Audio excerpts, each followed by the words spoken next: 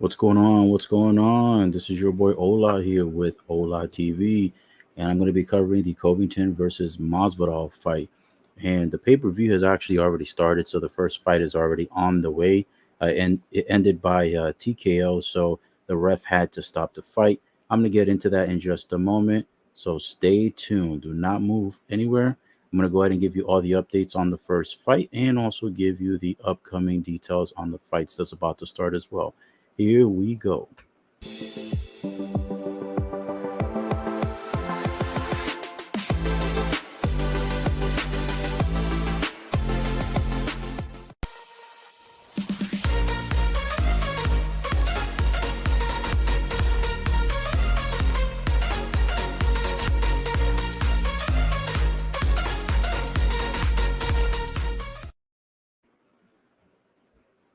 What's up, guys? This your boy Ola here with Ola TV covering the UFC 272 pay per view. Today's date is March 5th, 2022.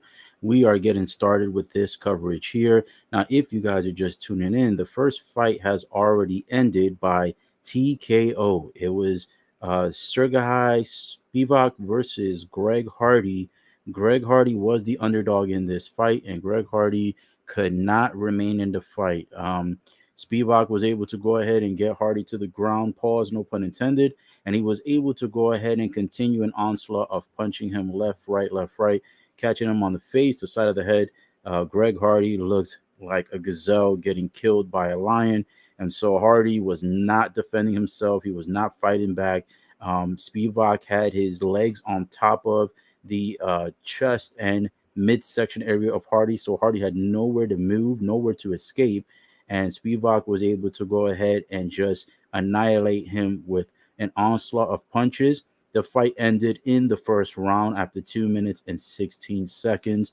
And ironically, this first fight was the heavyweight bout. So typically, in most pay-per-views, heavyweight bouts tend to be the final, the last fight. In this one, it actually was the first fight. So with that being said, that first fight is over. I did start this broadcast a little bit later than usual because of the fact that I was trying to get the setup going, and not to be too TMI, but I was also cooking some ribs, getting some things ready for food. So that's why I started this late. So the first fight, I was not able to give you guys the play by play on each round, but however, I did give you the result, and I did go ahead and give you how the result happened. So Spivak was able to get a TKO victory in the first round, and it was because Hardy was stuck on the ground, not able to move. He was not able to defend himself. He tried blocking, he tried covering his face. Unfortunately, to no avail. The referee basically had to stop the fight. The punches didn't look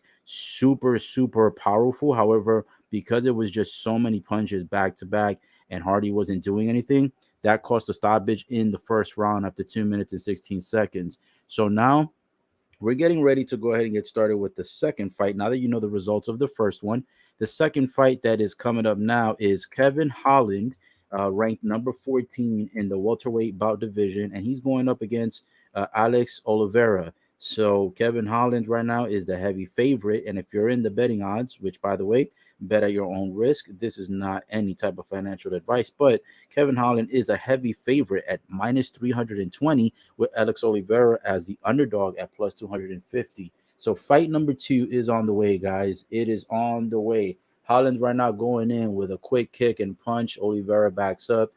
Holland right now trying to go in for another punch, misses. Both guys moving around. Not too much action just yet, but here we go. Holland goes for a kick. Oliveira retaliates with a kick himself.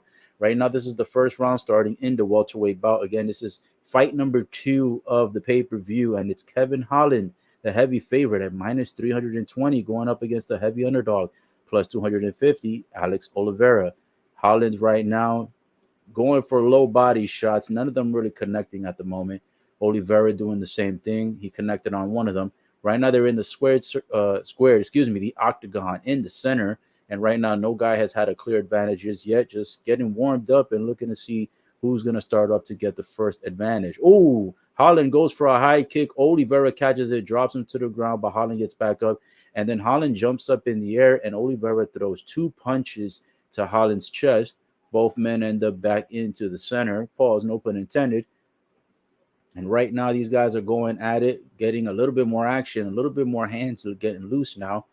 3 minutes and 41 seconds to go on this one to start the first. That's what's remaining in the first. This is one of three rounds. One of three rounds. So, as you guys know, in the pay per view, the early fights will always be 3 rounds, and then the main event and co main events will be, of course, 5 rounds typically. So, with that being said, this one is 3 rounds, and right now, no gentleman of either fighting caliber has the fair, or I should say, has the more advantage in this fight. Right now, both of them are just throwing wild shots, kicks, punches. Right now, I think Oliveira is almost looking like he's trying to get close to either get a quick knockout or possibly get a takedown. He keeps trying to get in, but Holland keeps backing up. Both of them back into the center of the octagon again. Oh, and Oliveira with a 1-2 combo to the top. Holland goes in. Looks like he tries to do a takedown, but instead drops himself to the ground and then ends up doing a lock with his two legs on the right leg of Oliveira, kind of like a submission hold, putting his own back on the ground. Oliveira breaks out of it, picks Holland up in the air, and slams him to the ground on his back. So Oliveira with the first takedown of the fight. And right now, Oliveira starting to get a slight advantage in this fight. Oh, but Holland with a great right punch to the face of Oliveira. Oh, but Oliveira with a great left right back. Oh, a 1-2 to the face of Holland. Holy shoot. Holland right now getting a little bit lackadaisical, kind of dazed out there for a moment. Oliveira with the attack mode now, showing pure aggression. 2 minutes and 4 seconds to go in the first. I don't see this one going the full three, but who knows? Anything could happen in UFC. But right here, this first round is already looking to the favor of Oliveira. Holland's right now trying to do a little bit too much razzle dazzle moves, a little bit too much excitement. I think he needs to focus more on actually being competitive, getting more aggressive, and not trying to do too many trick moves. Because Oliveira, even though he is the huge underdog in this fight, right now taking it to Holland. Both guys right now not striking too much at this moment. About 15, 20 seconds of just back and forth movement. Holland goes in for a left kick. It's no good, does not connect. Oliveira goes for a right. Holland goes for two lefts, two jabs. They both miss. A low kick to Oliveira's leg. Holland with a high kick, almost catches Oliveira in the chin. Oof, that one connects. That might have been a quick TKO. Oliveira kicks Holland in the leg, and Holland almost kind of gets tripped up but stays on his 2 feet. Holland with a body shot to the midsection, but then Oliveira with a big right hand like a hammer. Holland's right now going in for the body shot and then a leg shot. Not too much impact behind those kicks, to be honest. I don't know if there's a lot of mustard and ketchup on those hot dogs. No pun intended. But right now, it's not too much action going on as far as Holland's side. Oliveira right now in complete control. There's 39 seconds remaining in the first. Holland goes for a low kick, and then Oliveira catches him with a right. Holland goes for a left, right. They both look like they don't connect, and Oliveira goes with a right, left. One of them of the two connect. Right now, Holland doing a whole lot of kicking going on, a whole lot of movement with the legs, wasting a lot of energy right now because a lot of those are not connecting, and a lot of them don't seem to have high impact behind the kicks. Oh, shit. Oliveira with a rough kick to the side of Holland's leg. Then a second one. Now he gets Holland, picks him up, brings him to the ground. Oliveira trying to get on him. The submission hold. Oh, shit. There's 4 seconds. Will he tap in 4 seconds? Oh, man. He almost tapped. But then Holland tried to put his 2 thumbs up to tell the ref, as if to say, this submission hold does not hurt. Do not stop the fight before the sound of the bell. I honestly think they could have potentially stopped it, but he just didn't look hurt enough. However, Oliveira was able to get on top of his back, no pun intended. He was able to get on his back, put the rear naked chokehold on him. Actually, put a submission hold halfway through, then climbs on the rest of his back like a spider, rolls him to the ground, ends up getting the full rear naked choke and chicken wing submission. And once he does, it looks like he was about to make him tap in the remaining 5 to 7 seconds of the fight. And unfortunately, Holland, because he gives the 2 thumbs up, the referee does not stop the fight. So he believes that Holland was not under duress and believes that he was able to continue. And therefore, they did not stop the fight. But it came close to almost stopping in the last 4 to 5 seconds once he fully locked in the submission hold. So it was almost a first round submission. However, this one will continue, but we've got to give the first round to Oliveira. Oliveira for sure got the best of the first round. He did dominate for at least 3 or 3.5 minutes out of the 5 minutes of that total first round. Second round now is on the way. Oliveira with a punch and then a kick and then another kick. Right now, starting the second round aggressive, taking momentum into account that he just did. Oh shit! Holland with a 1-2 punch on Oliveira. Oliveira goes flying back. Holland with 3, 4, 5, 6, 7, 8, 9, 10 punches to the face. Oh shit! Oliveira's on the ground right now, getting his ass beat. Elbow, elbow, elbow, elbow, elbow. Oh shit! The fight has come to an end. Unbelievable. Oliveira was dominating the first round, and look, like he was absolutely gonna end this in the last 5 to 7 seconds of the first, and instead, in the second round, Holland turns it around, gets a bunch of punches to the face. Oliveira falls backwards on the gate, and he gives him about 9, 10 punches in a row after that on the ground. Then follows it up with 5 or 6 elbows, maybe 7 elbows in a row, and the ref says that is enough. So the ref did not stop it in the first round, which is surprising. He did not stop it in the first round by submission. Oliveira may have potentially could have taken it, but then Holland, because he survived the first, he was able to get a 1-2 counter punch on Oliveira in the second to start it off fresh just into the first minute mark. And boom, an onslaught of just right punches, then hammer punches, then elbows straight to the dome. Oliveira not showing any type of sight of defense, just covering up his face, actually looking like Hardy. The way Hardy looked in the first fight is how Oliveira looked here in the second round of the second fight. An absolute onslaught, a killing by this guy. Heavy favorite minus 320 if you put your money on him. That guy definitely just paid off. Kevin Holland in round 2.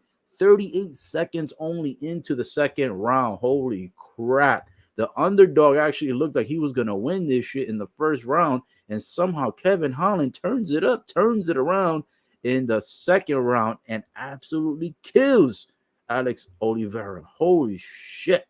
Damn, what a great way to start the pay-per-view. 2 back-to-back fights. The first and the second fight have already started with TKOs. The first fight ended in the first round, and the second fight has ended in the second round. 2 back-to-back TKOs, guys. That is 2 of the 5 fights so far. So we are 2 in the record books already. There's only 3 remaining to go. Unbelievable start by UFC.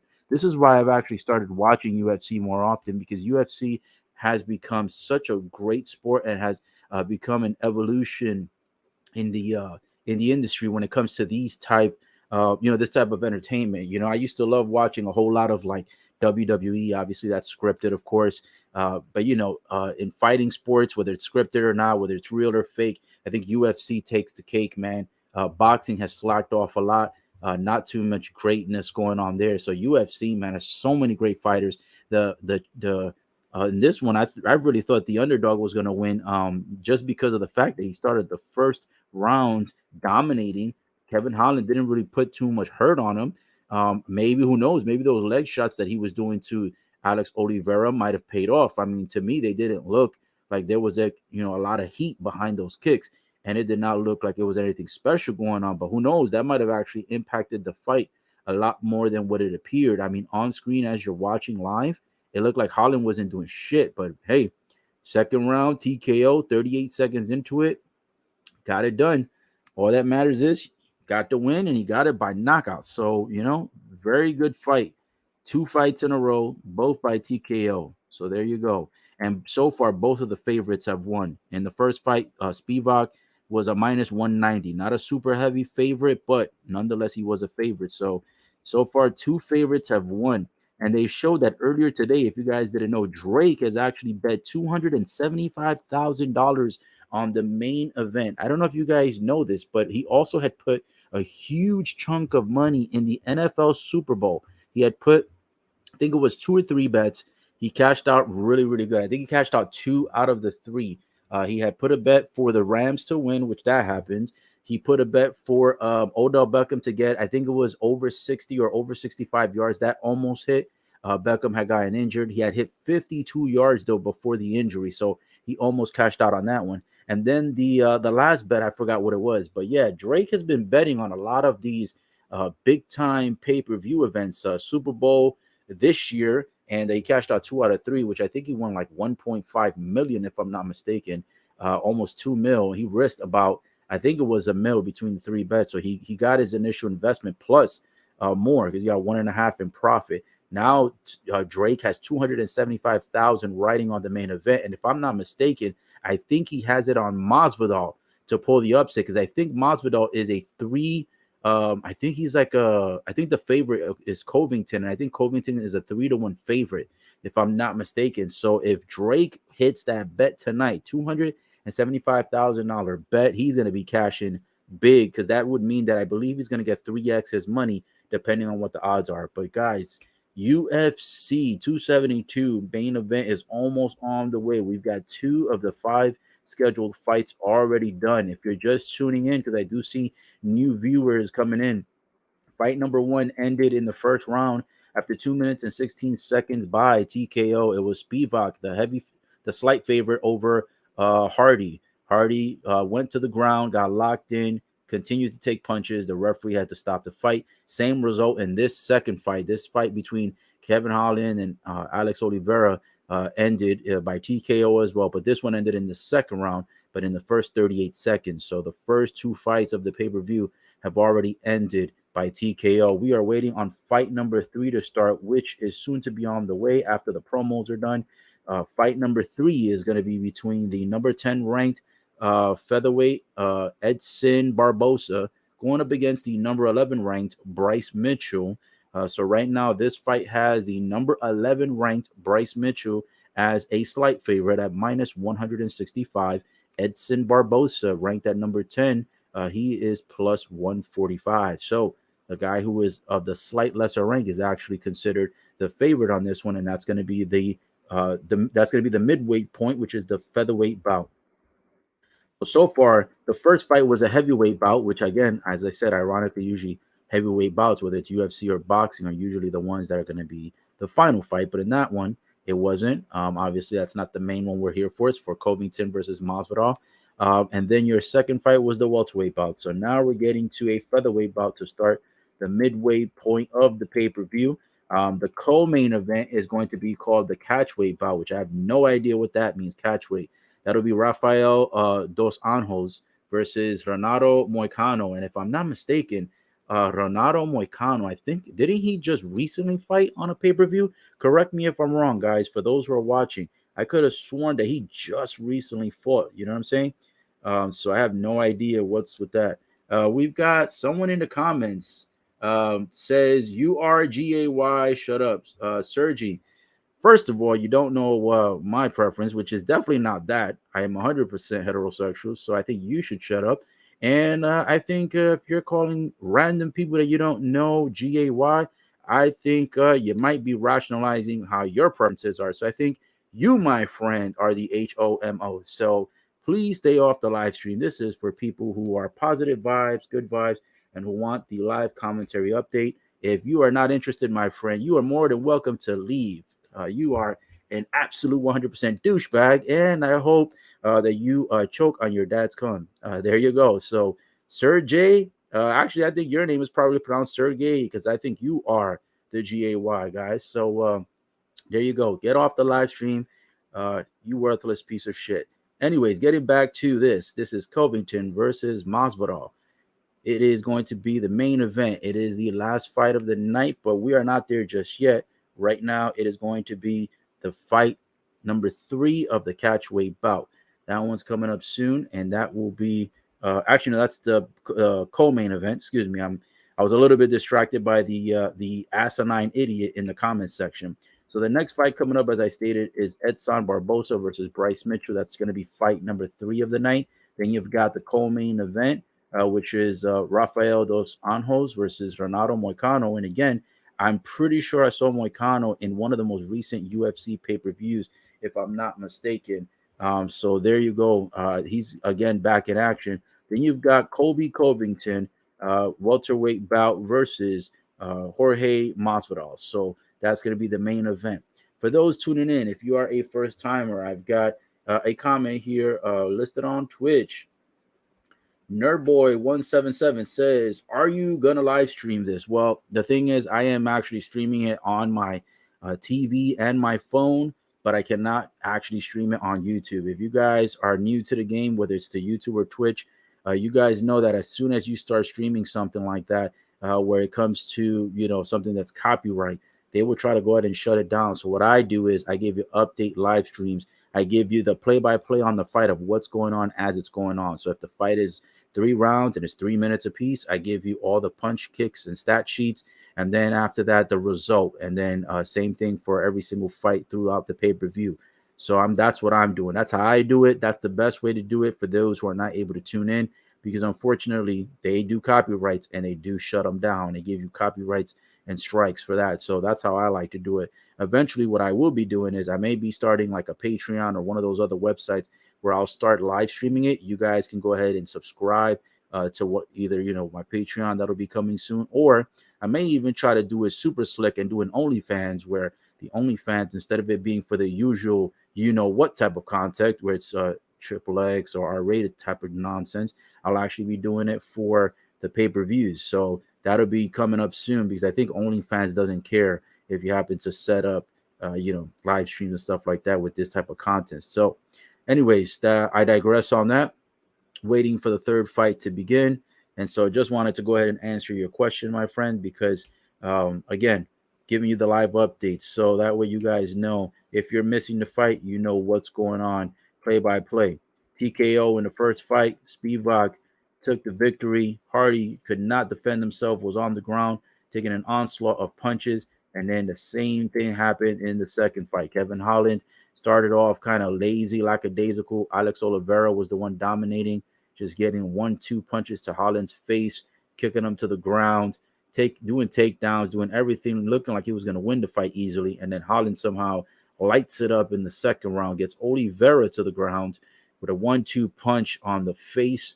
And Oliveira, once he falls backwards on the gate, he was not able to get back up.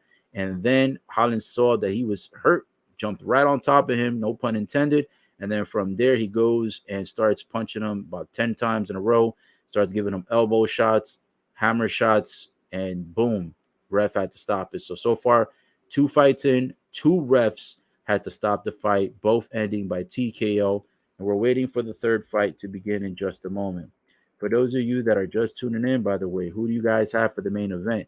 Do you have Covington or do you have Masvidal? If you don't know, Covington right now is a huge favorite. Covington has also been talking a lot of shit about Masvidal. Masvidal, him and Covington were friends for a long time up into this fight. Supposedly, people are saying that there's jealousy between the two, or animosity, because one may have a more successful career than the other. Obviously, we don't know, who knows, right? So I think personally that Covington, should have went as low as he did, as far as talking about Masvidal's like family and wife or ex-wives, etc. But that's Covington's tactics. Excuse me. That's what he usually does. He likes to go in there. He likes to make sure that he's, getting the best of you, at least mentally trying to mind fuck you. And then once he gets to the ring, he figures he can capitalize on your emotion, because he knows that you're going to basically be off your game. And that's Covington's thing. That's what he does. That's what he's known for. Is it the right thing? Who knows? Is it the wrong thing? Is it the more optimal thing to get a guy fired up before the fight? It is what it is. But that's how Covington is. He goes low blows when it comes to insults, and that's just how it goes.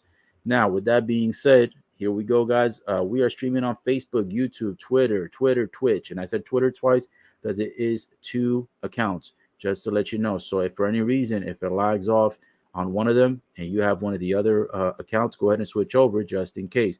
Have multiple tabs open even if you need to, so that way it's streaming on more than one as I'm giving you guys the live updates. That way you guys do not miss any of the action as I speak it along. Right now, the third fight is on the way. We have the first fighter coming into the ring, which is the favorite. It's Bryce Mitchell. Again, he is ranked number 11 in the featherweight bout. Right now, he's getting prepped up. They putting all, the facial gel, checking his gloves, doing all that good shit just to make sure, everything's good to go. So Bryce Mitchell is already getting himself into the ring, and now we are awaiting Edson Barbosa to go ahead and enter the ring. Bryce Mitchell right now has the third longest active win streak in UFC featherweight division with 5 wins, tying third. And right now he is the favorite. I'm not going to lie to you guys. It's odd that the guy that's ranked less is actually the favorite, but maybe this guy has something in his arsenal that is a lot better than Edson Barbosa. So it's possible that the matchup is slightly in favor of Bryce Mitchell, and that's why his odds are minus 165. Who do you guys have for this fight? Do you think Edson Barbosa, the underdog, is going to pull it off, or will we see another victory by the favorite? So far, 2 favorites have won the first 2 fights. 2 favorites in a row have won the first 2 fights, and both of them by TKO. Edson Barbosa now is going into the ring. He is moving pretty quickly, so it looks like he is amped up, highly anticipated to go in there and get the show on the road. Yeah, he's not wasting time with the audience. He is not slowing down to say hello to anyone. He is getting straight to the ring. So right now, I see this one, could be a possible upset. So here we go. Covington versus Masvidal will be the last fight. This is the third of the 5 fights that are scheduled for tonight. And right now it is going to start in about the next minute or so. Right now, Bryce Mitchell is already in the ring, and Edson Barbosa is now getting, checked gloves, etc., and he will be in the ring in just a moment. So this fight's going to be starting in a couple of minutes. This guy, Edson Barbosa, is the only fighter in UFC history with finishes by head kick, body kick, and leg kick. He has second most finishes by kicks and knees in UFC history, tied for second, which is 5, and fourth most knockdowns with 14, tied for, I believe, is second. So this guy right now, I think him being an underdog is probably a very, very slight underdog, to be honest. This guy looks prepared. He looks like he's in there to kill. So who knows? This could be the first underdog of the evening to go ahead and be able to take over. He is in the ring now, and at the moment, both contenders are in the ring. So now we are getting ready to start this third fight. This third fight will be on the way. And again, I'll be giving you all the commentary, live updates, punch by punch, kick by kick, result by result for each fight, for each round, for each thing that goes on for the pay-per-view. By the way, this is being held in Las Vegas, Nevada, at the T-Mobile Arena. Las Vegas seems to be hosting a lot of UFC fights lately. I don't know if that's a coincidence. I don't know if just other places do not, have venues, but whatever the case is, been going to Las Vegas a lot. Anyway, the tail of the tape, Edson Barbosa at 36 going up against a younger Bryce Mitchell at 27, a 9-year difference. Both guys almost the same height, 5'11" for Barbosa, 5'10" for Mitchell, both equal in weight, and Barbosa has a slight reach advantage. Let's see if that slight reach advantage will benefit him in this fight. We have Bruce Buffer here now on the way, getting ready to provide us with the intros. As soon as all the intros are done being delegated, fight will be on the way. MMA record right now for Bryce Mitchell is 14-1. So he's only had 1 loss. Not a whole lot of fights, but also only 1 loss. So maybe that's why he could be coming in as a slight favorite. Now Bruce Buffer is getting ready to introduce Barbosa. The fans are on their feet. Wow, they're showing the audience right now, and a lot of the people in the crowd are walking to their seats very quickly. So a lot of people must be ready to see this fight. Barbosa has a record of 22-10. So he's had 32 fights, almost double the fights. Well, pretty much actually more than double the fights than Mitchell has had. So he has more experience in the ring. However, he is still considered the underdog. He has a lot of losses, 10 losses. So I guess that's probably why Mitchell has a better opportunity to win this fight. All right, the introductions are now over. This is the third fight of the night. 5 fights scheduled for this pay-per-view. Mark Smith, your referee, is in the ring. They've got a lot of new referees tonight, too. I've noticed for fight number 2, there was a different ref, and also for fight number 1.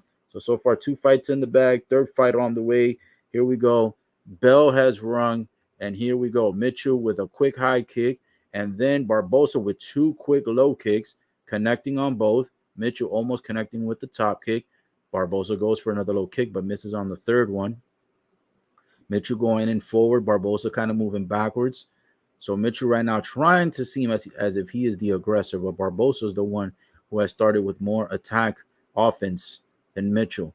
Barbosa right now looks like he is ready to eat this guy for lunch. If you were to watch this fight right now, it looks like Barbosa should be in a different weight class. I mean, he looks like he probably would be more like a 185, 190, 195 type of fighter, maybe even 200. Mitchell looks like a freaking he looks like a damn straw. Guy is so skinny. He looks like he weighs about 98 pounds. I mean, I don't understand. I mean, don't ever underestimate the fighter, right? But the way that it looks like it almost looks like there's two different weight classes in here.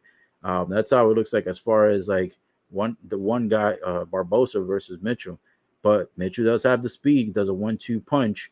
Barbosa going with a lot of foot action, kick to the midsection, and then Mitchell comes out and kicks him right back. So both guys not letting up, both guys being pretty aggressive in the beginning. This is the first round with 3.5 minutes to go. Mitchell goes and connects with the top right hit. Ooh, and a body shot by Mitchell. And then a low kick. Oh, shit. Mitchell with a 1-2 punch to Barbosa. Barbosa goes backwards and gets dazed. Mitchell's stupid, though. Mitchell could have had the fight ended. He goes for a 1-2 punch that threw Barbosa to the gate. Barbosa looked stunned, and he looked like he was almost like defenseless. And instead of Mitchell just continuing the punches, which would have probably ended the fight, his dumbass ends up going and grabbing Barbosa's legs to keep him up. Why would you do that? That was dumb. This guy should have just went ahead and just kept it right there. He should have just kept on punching him. Man, Mitchell, that's kind of a rookie move, man. That 14-1 record right now is kind of showing your inexperience, because most people would have just did what the first two guys did, which is just continue punching him while he's on the ground, hit him with the hammer punches, catch him with the elbows, have the referee stop the fight. I don't understand what Bryce Mitchell was thinking.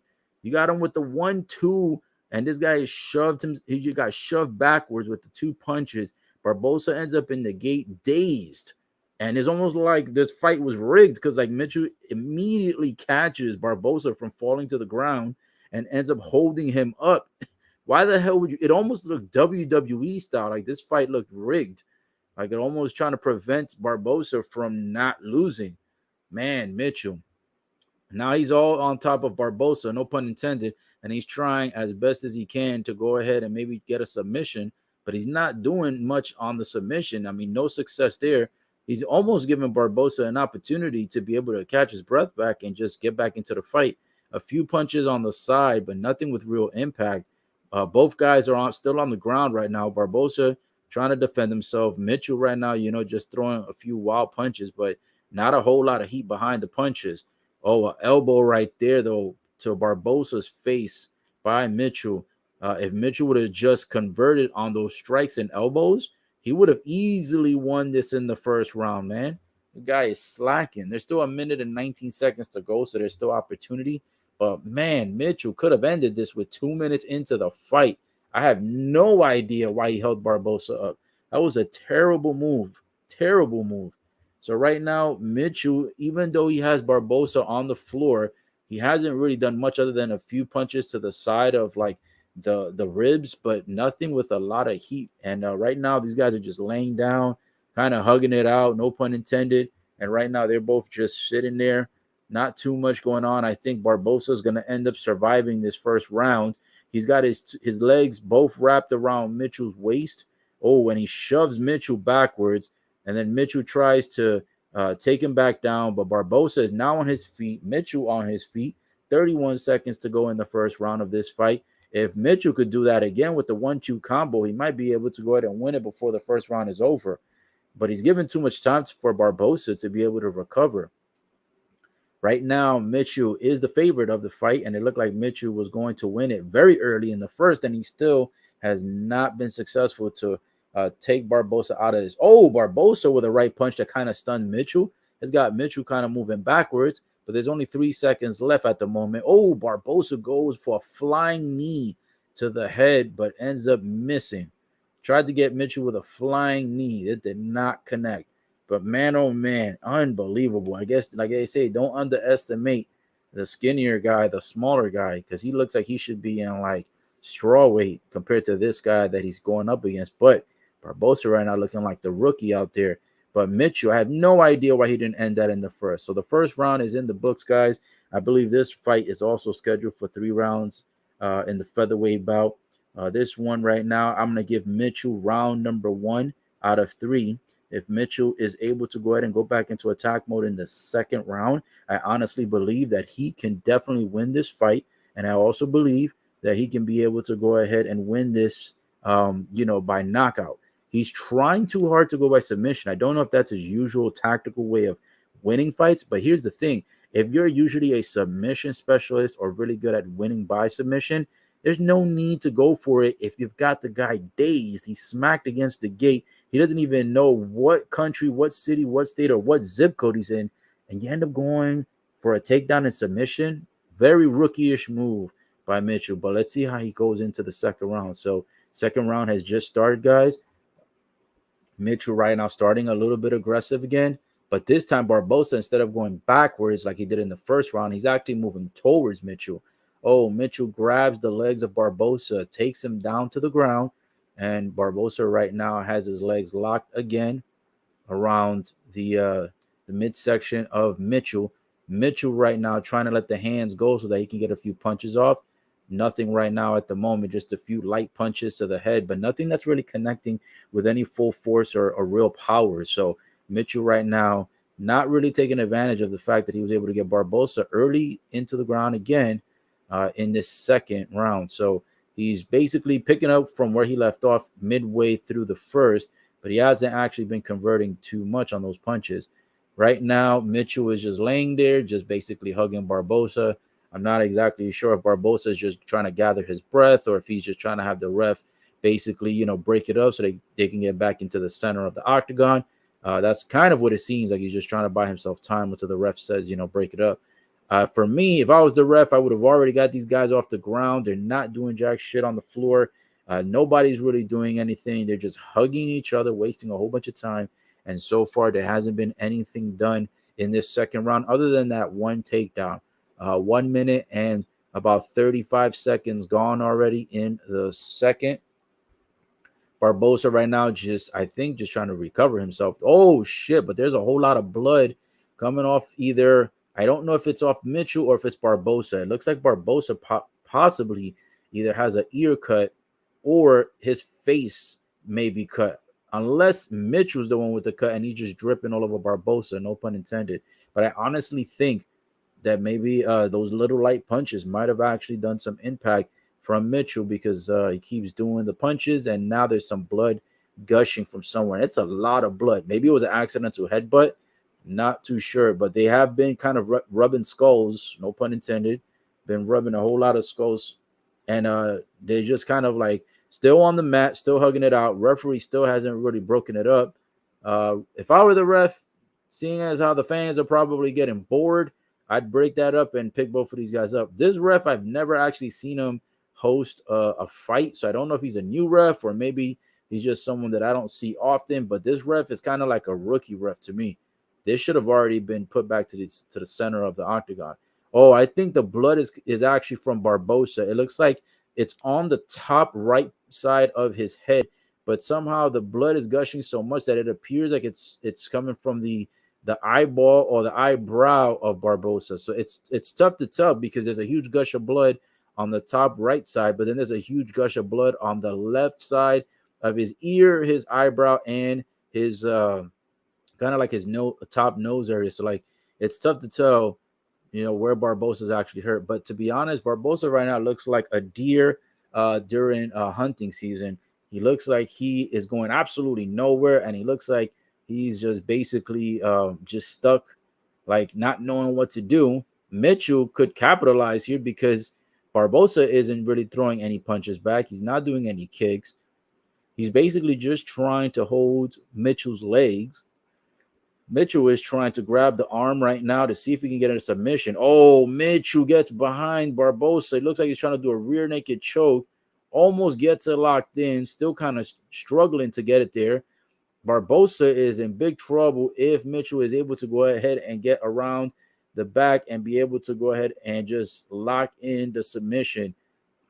You can tell Mitchell has not had a lot of fights. He's only had 15 fights, and you can tell his rookie experience is showing here on this one. He's not really knowing how to lock the submission movement. He's not knowing how to take advantage. He's also not knowing how to end the fight with strikes. So right now, just a whole lot of smothering. These guys should be on a Huggies commercial. That's how much they're hugging.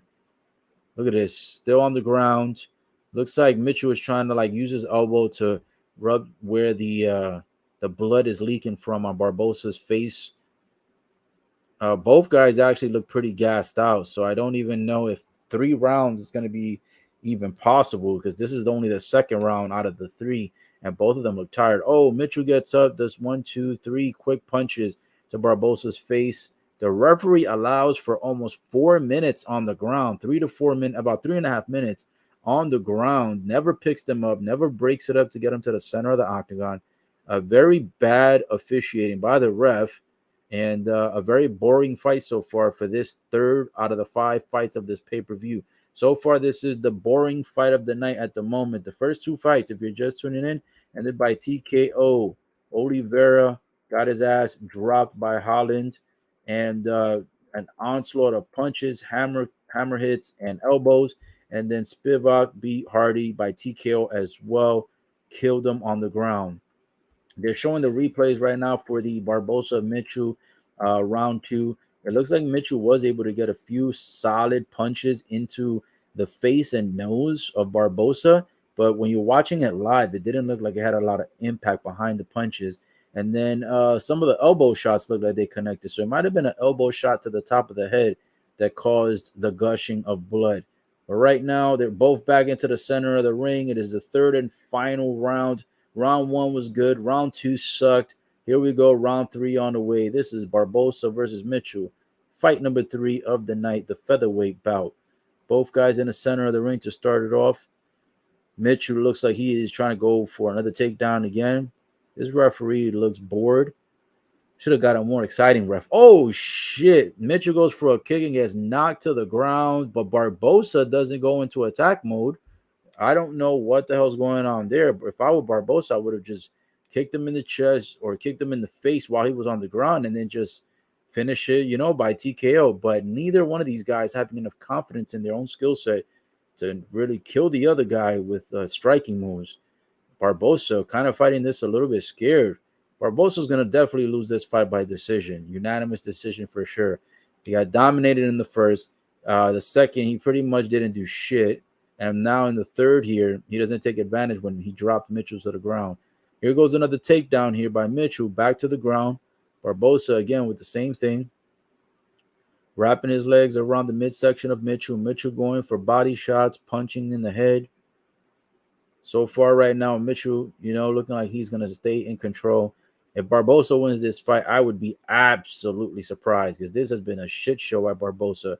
He's done more laying down and taking naps than he's done striking, submission, and anything else combined. This has been a terrible performance by Barbosa. Excuse me. Barbosa, in my opinion, this fight has been just him just taking a nap. Guy looks like he's falling asleep. Kind of looks like Nate Robinson when he got knocked out by Jake Paul. Just went to bed. This is how this guy looks, except he's not actually knocked out. He's just in the ground chilling, hoping to win the fight by just having his legs wrapped around the midsection of Mitchell. I mean, that's not going to get it done. Mitchell now trying to stand up. He's getting a few punches to Barbosa's face. Barbosa right now trying to retaliate and throw some back, but Barbosa's back is still on the ground. Legs still wrapped around Mitchell while Mitchell has both of his feet up. It's a weird position, guys. No pun intended, but this looks super weird for these two to be in this position in front of this crowd. So right now, these guys are going at it. No pun intended. Oh, Barbosa. Mitchell gets Barbosa halfway into the air. Barbosa looks like he was going to try to get Mitchell in some type of a weird submission, in mid-range air and back to the ground with the takedown. So a huge takedown by Mitchell. This fight has not been that good. First 2 have been phenomenal. This third one is slowing the pace down for the pay-per-view. It has been an absolute crap show so far. Someone else asked me or stated a Discord Discord, my friend. I do not have a Discord just yet, but who knows? Maybe in the future I will get a Discord. I will get a Patreon, and maybe who knows, get an OnlyFans because I hear OnlyFans lets you post whatever you want. So, guys, if you think I should make an OnlyFans or a Patreon so that we can go ahead and actually show you the pay per view and not just only speak about it, you guys let me know if that's something in the works. Like, comment, subscribe, and share. Make sure you're following me on Facebook, YouTube, Twitter, and Twitch.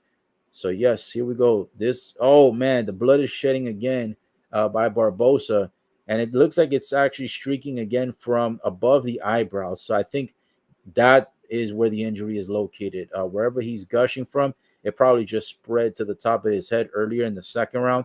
But right now, Mitchell has got the blood coming out again. Both guys are still on the ground. Mitchell still trying to get this rear naked choke submission. Barbosa right now using the gate to his advantage, using his feet to hold on to the gate so that he will not get into the submission hold. Barbosa is in there. Think about this. Barbosa's record is 22-10. Now, granted, he's lost a lot of fights, but he's had double the fights that Mitchell has. And Barbosa's almost in there. Like all he's doing is collecting a paycheck.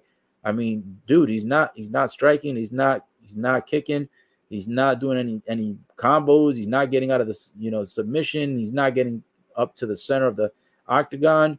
And then the referee still hasn't broken this shit up either. I mean, these guys are doing more humping than fighting. You know what I'm saying? Like, what the fuck's going on?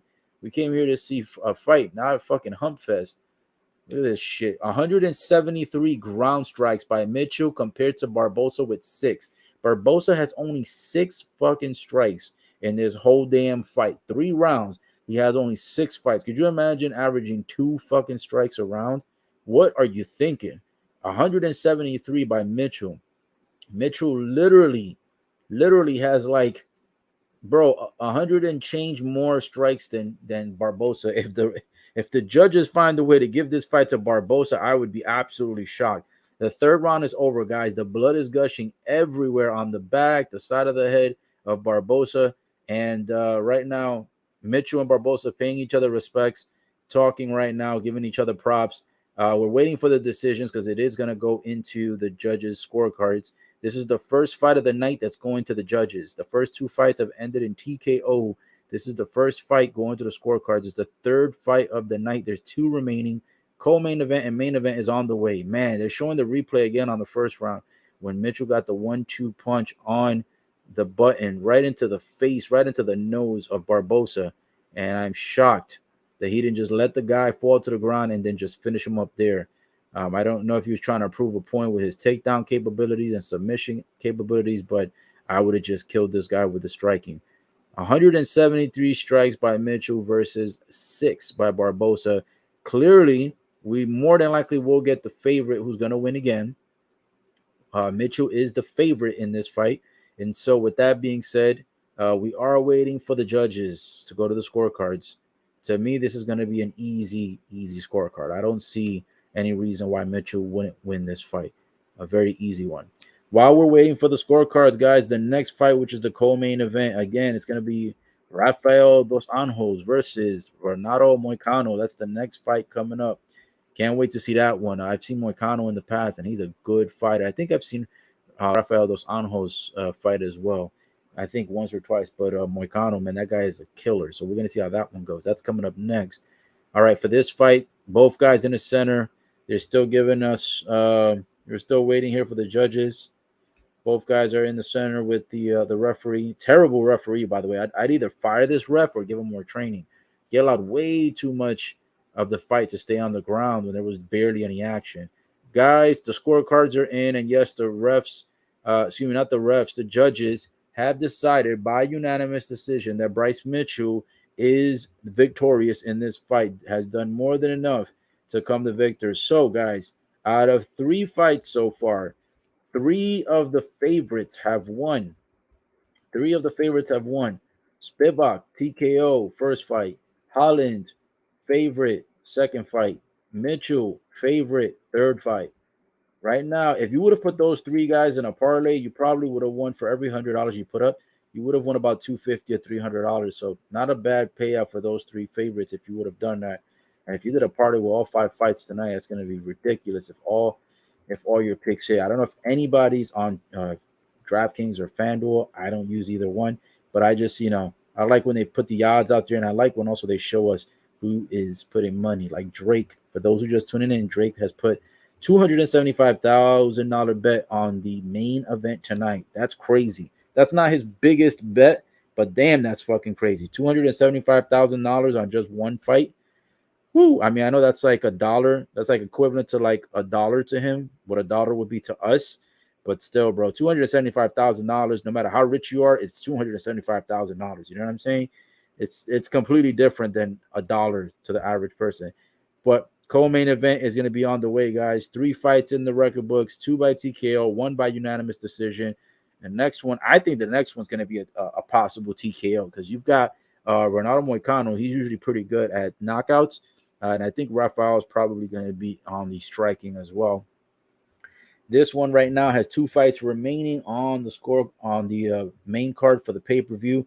If you're just tuning in, this is UFC 272. Live commentary updates for you, giving you the updates on how the fight's going, punches, kicks, submissions, results, everything. Just tuning in, giving it to you all here. Just in case, guys, Facebook, YouTube, Twitter, and Twitch on multiple platforms here for you guys. So just wanted to let you know, if the feed ends up cutting off on one of them, just go ahead and tune back in. All right. Waiting for the 4th fight of the evening to start, which is also the co-main event of the evening. Here we go. Waiting for the fighters to get to the octagon. Rafael dos Anjos versus Renato Moicano. We are waiting for it. By the way, guys, if you're new to the channel, just wanted to let you know that we also do live commentary updates here. I do live commentary updates for sometimes sports games like NHL. I was doing college football and NFL, but those seasons are over for NFL and for college football. So when those seasons come back, make sure that you are subscribed and have the notifications on so you can be alerted. But we'll be covering UFC every single month. And also when MLB gets into action, I'm thinking of doing some Major League Baseball live commentary for a lot of the top games, try to do as many as I can during the week and weekends. And also just to let you know, may throw in NBA. I'm not too fond of NBA anymore, just because there's too much shit going on with the NBA where it's not as good as it used to be. Too many rules changing, too many different themes changing for like things like All-Star Game and all that stuff. But if I do start tuning into that, you can tune into those. And NHL for those hockey fans. Sometimes I do hockey games. It's a new sport that I added to the channel. I've done about 2 or 3 live streams on it so far. So if there's any more good games coming up, I'll probably get on those. Probably covering a good selection of games as we get more into the rhythm covering NHL. UFC right now is the main target, the main goal, the main thing of the evening tonight.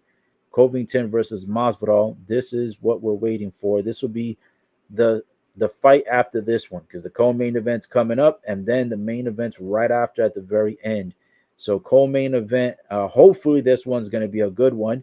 These are 2 guys that should be going up, for a TKO. It is for the catch weight belt at 160 pounds. And that is the co-main event. Did anybody catch the prelims, by the way? Because usually I do a live stream for the prelims as well, doing live commentary updates. I missed a huge chunk of it just because I was, busy earlier. So I was not able to go ahead and catch all the prelims. However, I did catch one of the prelims, and the women's fight in the prelims should, to me, in my opinion, that should have been in the main card, and they should have had the this boring ass fight here, the Barbosa versus Mitchell, the one that just ended by decision. They should have had that fight in the prelims, and they should have had the women's fight in the main card. I'm surprised that there's no women's fight in the main card today, because to be honest with you guys, the main card is not always better than the prelims. Like, for example, I did a live one for Adesanya versus Whitaker, 271 UFC last month. And let me tell you, the women's fights had done a lot better than a lot of the men's fights. And the prelims, for the most part, were pretty much almost better than almost all the fights of the main card. So, guys, prelims are usually free, and you can watch those on standard TV if you're not able to watch the pay-per-view. Prelims are really good, man. I love watching the 8 p.m. prelims. The early prelims at 6 o'clock sometimes are really good too.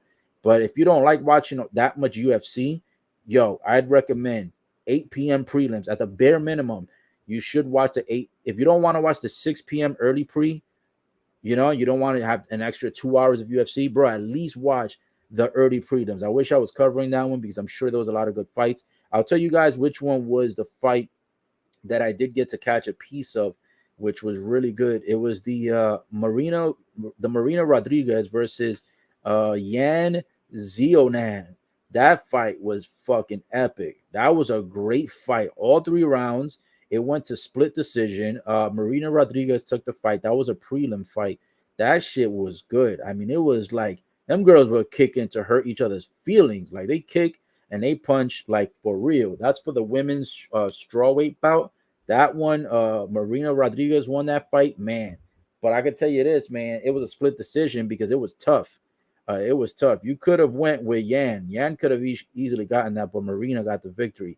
I think actually I caught also the Jalen Turner versus Jamie Malarkey fight. That one I saw too. I saw some of it. Jalen Turner won that one. That was a lightweight bout. That was in the prelims for the 8 o'clock. It was the last fight of the prelims. It ended in round 2, 46 seconds into it, and that one was TKO as well. So yeah, I caught the last 2 fights of the 8 p.m. prelims. I did not catch the first 2 fights. However, I can tell you who won. You have Nikolai. I'm not even gonna say the last name. That shit's unpronounceable. But Nikolai won by split decision in 3 rounds against Kennedy. And you had Marina Moroz versus Mariah Agapova. That one ended in round 2 by submission. That was the first fight of the prelims. So far, guys, most of the fights have ended. Let me see. We've got a few TKOs. We've got like 3 TKOs if you're counting from the prelims. We've got three TKOs. You've got 1 submission, and then you've got 3 split decisions. So usually when I watch the prelims, there's usually like three knockouts out of the 4 fights, and then the pay-per-view is like 2 or 3 knockouts for the last 3 or 4 pay-per-views dating back to as far as like 271, 270, and I think 268 or 269. One of those. The last 3 or 4 pay-per-views have just been like a lot of great TKOs, and then of course you have your boring fights in between every now and then. So, all right, guys, here we go. Just going off on a slight rant because I was waiting for that, co-main event to get started. But here we go. We are waiting right now for the co-main event. The co-main event is the one that's coming up right now. We've got one of the fighters already in the ring. So right now, let's see. We've got. Let me switch over really quick. Who was it that just walked in? We've got Renato Moicano is in the ring right now. Renato Moicano is waiting for Rafael dos Anjos. Rafael is the favorite. So far, 3 favorites on the main card have won. 3 favorites in a row. So I think there has to be eventually an upset where an underdog has to win. Is it going to be Renato Moicano in this co-main event that's coming up right now for the catchweight bout? Or do you think that the underdog, Jorge Masvidal, is going to be the one and only underdog to actually win tonight? Because so far, all the favorites are on a roll. Everybody who is the favorite for the fight has won so far, for the main card at least. Rafael coming in as a former UFC lightweight champ, 5 wins by knockout, 10 by submission, and he does jiu-jitsu. So I can see why he is, kind of a slight favorite. He is ranked number 6 right now. So we'll see. This one's going to be an interesting one.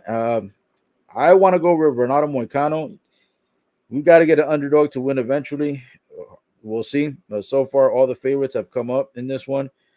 Both guys in the ring right now, and we're just waiting for Bruce Buffer to go ahead and provide, the quick, the usual delegation of the stat sheets. This guy's this guy's that, and then once that's on, we're on the way. So this fight for the co-main event is about to begin. Co-main event is now on the way.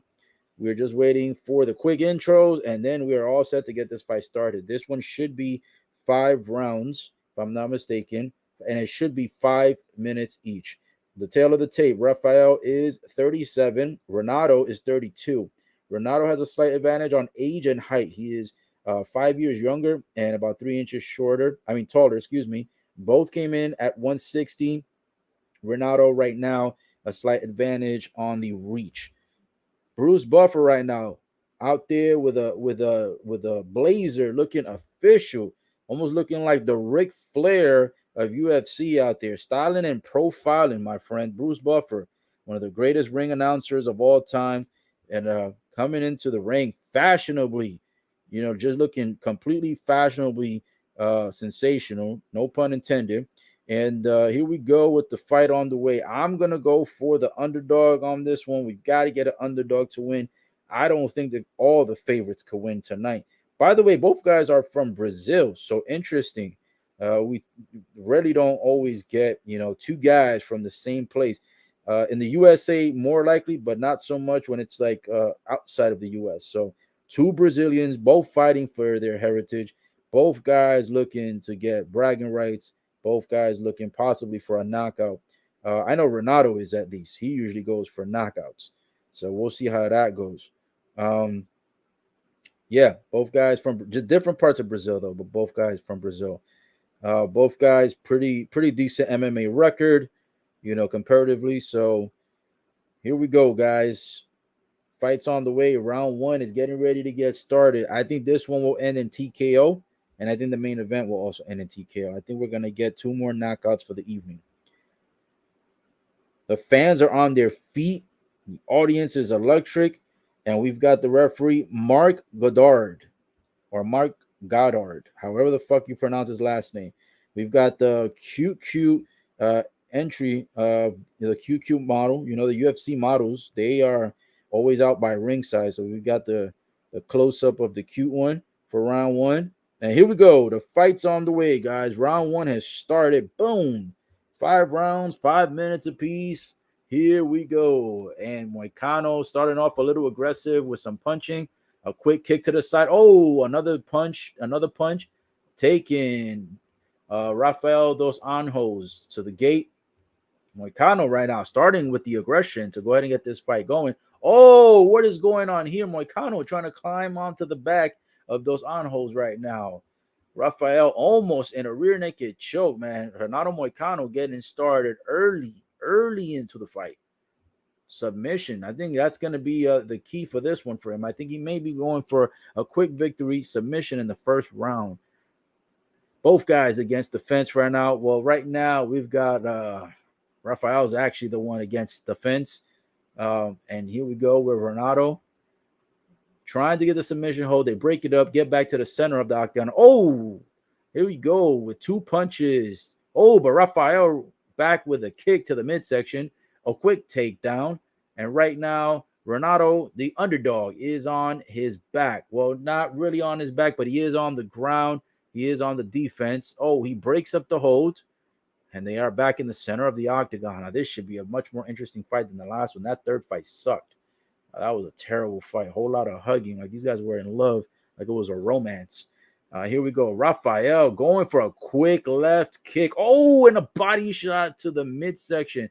Damn, that shit hurt. That definitely hurt. Rafael got a high left kick and then a mid-range knee. So about the pectoral or abdomen area. Renato right now throwing a lot of punches and flurries, but a lot of them don't really look like they're really pushing Rafael back or even hurting him.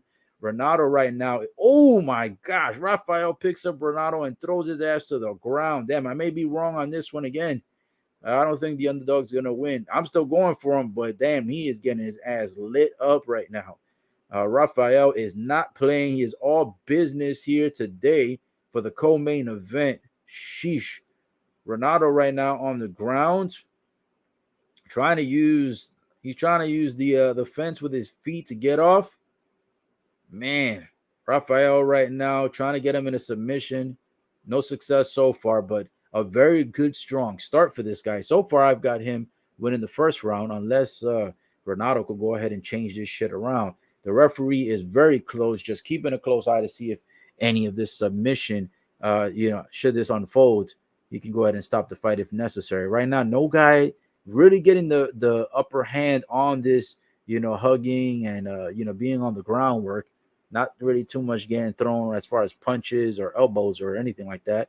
Both guys are just scrambling at the moment. Renato is trying his hardest to get off his back to be able to get up and fight into the center of the octagon. Rafael gets off of him, no pun intended, and then Renato right now trying to get his feet to kind of shove Rafael away. Oh, but Rafael comes back with a big hammer punch to the face of Renato. Oh my goodness, lit his face up, turning his face red. No blood just yet, but I presume if he continues to take punches like that, it's going to be a short one in this fight. And now Rafael trying to get a few elbow rubs into the face of Renato. Renato right now just looking like a lamb on the field, about to be taken out, looking like he is trying to fight for his dear life at the moment. No chance right now with Rafael's aggression and aggressiveness still going. Rafael right now, I don't know if he's still trying to get the submission or just smothering him just to wear him out. But these two guys right now, I got to give the first round so far, man. I've got to give the first round to Rafael. Big time start. Renato now trying to get a submission to the mid waist of Rafael. Rafael breaks that up. Two legs wrapped around Rafael's leg by Renato. Man, he is turning red. Oof. Two punches. Renato is looking like a Christmas tree right now. His ass is getting lit up. Oh, shit. 30 seconds to go in the first round. Oh, a left. Oh, another left. Oh, a hammer punch. Oh, shit. Renato, man, you're better than this. You're getting your ass handed to you right now. People on the sidelines right now looking depressed, almost sad that Renato is getting his ass kicked by Rafael. 10 seconds to go. I don't see this ending in the first, but here we go. Looks like Renato is trying to do the best that he can to not get knocked out. Oh, and that's it. 0-0 in the first round. Got to give Rafael the first round for sure. Pure dominance, all the aggression, getting as many strikes as he can. Got a few takedowns, few submissions. Renato right now after the first round, breathing very heavy. They've got the ice pack already on his neck. His face is already turning red. So Renato right now, his corner looking completely concerned. I don't know what is going on. I thought he was going to do a lot better than that. I've seen his fights before, and he fights pretty solid. So coming out like this, getting manhandled by Rafael, I don't think that is a good look to start the fight, to say the least. I think that also that earlier exchange by Rafael when he went for the high kick with the left foot, I think even though it didn't fully catch Renato, they showed the replay on it, and that foot did at least catch a piece of the top of the head and the side of the face of Renato. So maybe that kick might have temporarily dazed or stunned Renato. It's very possible that that's what caused him to not be himself in this first round. But here we go. We'll see how the second round develops in this co-main event of the evening. Rafael dos Anjos, versus Renato Moicano. And right now, the second round has officially started. Both guys in the center. Rafael looking like he's going to go into attack mode first with a nice left kick to the midsection and the abdomen of Renato. That one looked like it hurt. Renato lets the hands go. A 1-2. Rafael catches the left one. Oh, man. A low kick by Rafael. Both guys into attack mode. Oh, shit. Renato looks like he connected with that right onto Rafael's face. Rafael with two lefts and a knee. Both look like they landed. Right now, the punches. Oh, man. A big overhand punch by Rafael. Looks like that one connected. Two more lefts. Looks like he's going for a takedown. I don't know what Renato's doing, but, I mean, it's obvious when Rafael's going for the takedown, and yet, like, Renato is just not, like, anticipating it, and then he doesn't even, like, barely defends it. So the takedown was broken, but he almost got taken down again this second round. I mean, it's almost like he doesn't know what's going on. Is he even there? The light's on.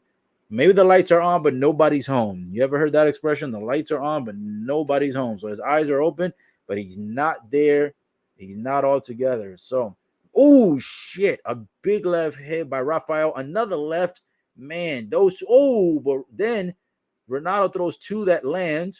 Rafael getting Renato to the fence. Man, those punches are landing nasty. Straight up into the face. And right now, if Rafael's got his arms wrapped around the back of Renato trying to do a takedown. If I was him, I'd do a German suplex.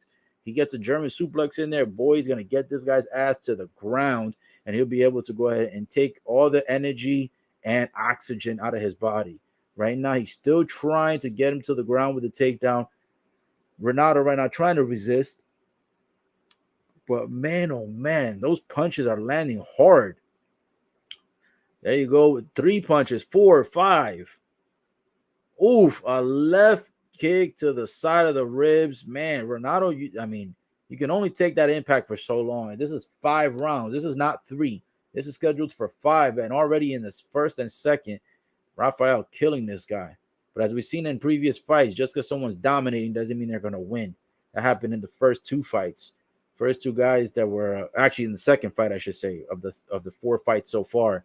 That guy, the first guy was getting dominated, and then he turned it around in the second and won by TKO. That was that victory by Holland earlier tonight. Here we go with Rafael trying to take down again. He is successful. Not a full takedown, but he did get him halfway down, and then now he's trying to get maybe a submission, maybe try to run some energy out of him. Rafael right now, I think, is still dominating. I think he's got at least a second round in the bag as well, unless Renato happens to do something different. I don't see that happening, but right now, Rafael, I think he's going to dominate this second round for the remainder and possibly be winning in the judges' scorecard. So he's got the first for sure in the bag. Will he get the second? Right now, he got an elbow to the head of Renato. Renato's on the ground, man, looking like a dead corpse. Man, this guy's kind of looking, and he kind of looks like the way the guy in the in the third fight, on the ground the entire fight, Barbosa. He kind of resembles Barbosa, not as bad. Barbosa was literally sleeping on the ground for almost 2.5 or almost 3 rounds of the 3-round bout. Like, that shit was atrocious, that fight. Never seen somebody lay down on the ground so much, more than than a cheap hooker. You know what I'm saying? So unbelievable, just a terrible fight. But this one is actually really good, even though it is currently on the ground. Right now, you've got Rafael still dominating. Action has slowed down a bit while they've been on the ground, because Renato right now has his legs kind of wrapped around Rafael, trying to make sure that he can't really punch him. Rafael with a big left. Renato looking asleep. Oh, shit. A big right by Rafael. Damn, just catching this guy in the face. Renato just eating that. Then he eats another one. He eats an elbow, too. I don't know how much longer you're going to last in there, my friend. This is not a 3-round fight. Hope you know that. Being on the ground and getting assaulted like this is not going to get you the fight. There's 20 seconds to go in the second round right now for this co-main event, Rafael versus Renato. And Renato right now is definitely going to be 2 rounds down. That's for sure. 8 seconds remaining. Doesn't look like it's going to end. Both guys are still kind of on the ground. Oh, my gosh. Another big hit by Rafael. I mean, he just it's like he'll wait like 10, 15, 20 seconds. And then I don't know where, boom, just smack him with the hammer. Just hit him with that Thor hammer across his fucking head. Oh, my goodness. Right now, Renato again. Now they got 2 ice bags on Renato, breathing heavily. They're using the iron on his face, and while they're using that on his face, his left cheek looks absolutely bruised. So I can only imagine the pain that's going through right now, and I think he's going to get busted open in the third. It's not looking good for Renato. Man, that left kick, they're showing the replay. The left kick that caught Renato on around the rib and oblique area, yo, that shit hit. I mean, you could see the ribs jiggle. That's how fucking hard that kick was. Man, and the elbow, they just showed one of the elbows and then the punch while they were on the ground level. Fuck, that elbow woke his ass up and sent him into next Tuesday. Jesus, Renato, man, getting his ass kicked right now.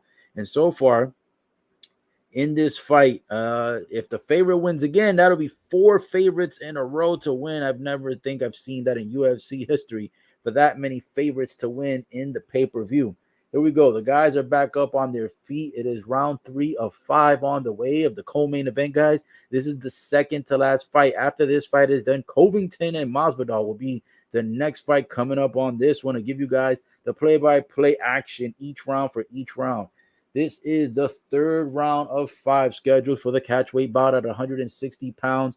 And right now, Renato letting some hands loose, catching Rafael in the face with 2 punches. Rafael moving forward as if those punches did not even phase him. Goes for an uppercut but misses. If he catches him there, he might have knocked him out. Catches Renato's face with the left. Ooh, Renato goes for a body shot punch. Oh, but Rafael goes with a kick to the stomach of Renato. Damn, that shit's got to hurt again. Yo, those kicks are catching. Those kicks are catching a case into the ribs, the abdomen, and the oblique area of Renato. And the thing is, it keeps hitting him in the same spot, bro.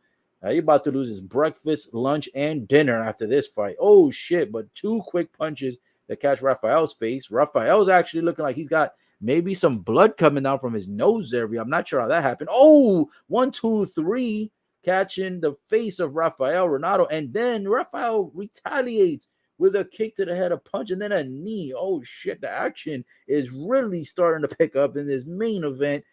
Co-main event, excuse me. Oh, shit. Rafael exchanging blow for blow with Renato. Oh, 1, 2, and then another one, and then a low kick to the shin and calf area. Oof, these guys are lighting each other up here in the 3rd round with 3 minutes and 10 seconds to go. They're absolutely obliterating and fucking each other's faces. Oh, shit. Rafael with a big kick to the head, and Renato gets dazed, jiggles across the ring, getting fucked up on the ground. Oh, shit. Can this end? Oh, Rafael going for the punches and the hammers on the ground. Oh, crap. 2, 3, 4, 5 hammers. Ref, you got to get in there. Get your ass in there. This guy is going to be dead. Oh, shit. Oh, shit. Another one. Damn. Another 4 hammers to the face. Oh, shit. Rafael catching Renato nasty. How is Renato still awake? How is he still alive? How the hell is the ref not stop this fight? Oh my goodness. 2 minutes and 20 seconds to go. Holy crap, dude. Rafael catches Renato with a left kick to the dome, and he kind of did a rookie move though, because the fight would have been over. He kind of pulled off what Mitchell did in the 3rd fight, where he could have killed the guy with strikes, and ends up going after him, saving him from being knocked out, and ends up taking him down to the ground and smothering him. He should have just kept striking. Renato kind of was dead already, pretty much, man. He didn't know where the fuck he was at. Rafael right now, man, he could have had this fight done. He catches Renato with the left kick on the side. Renato's body goes staggering down like a zombie, like he's about to die. And then Rafael goes and starts punching and punching and punching. But then he goes and does a takedown and then just starts smothering him. Damn, he could have ended this fight. I don't know what he was thinking at that point. He should have just ended it with strikes. He kind of did a rookie move just like Mitchell did in the 3rd fight, where Mitchell was fighting Barbosa. He could have knocked him out, and instead of finishing the job, he ends up trying to do a submission or a takedown. Same thing. Rafael just did the same exact thing. Instead of just finishing the job with punches and strikes, he ends up trying to do a takedown, and then he ends up doing an onslaught of hammer hits, like hammer punches, and then starts striking him again. But then he starts smothering him and doesn't just finish him off. That is rookie moves by the last 2 guys. This one and the last one, you've got to finish the job. The guy, this guy, Renato, had no idea in what planet was he on. He didn't know if he was on Earth, Venus, Jupiter, Mars, or Uranus, because Uranus was getting handed to you. Like, he had no idea where the hell he was.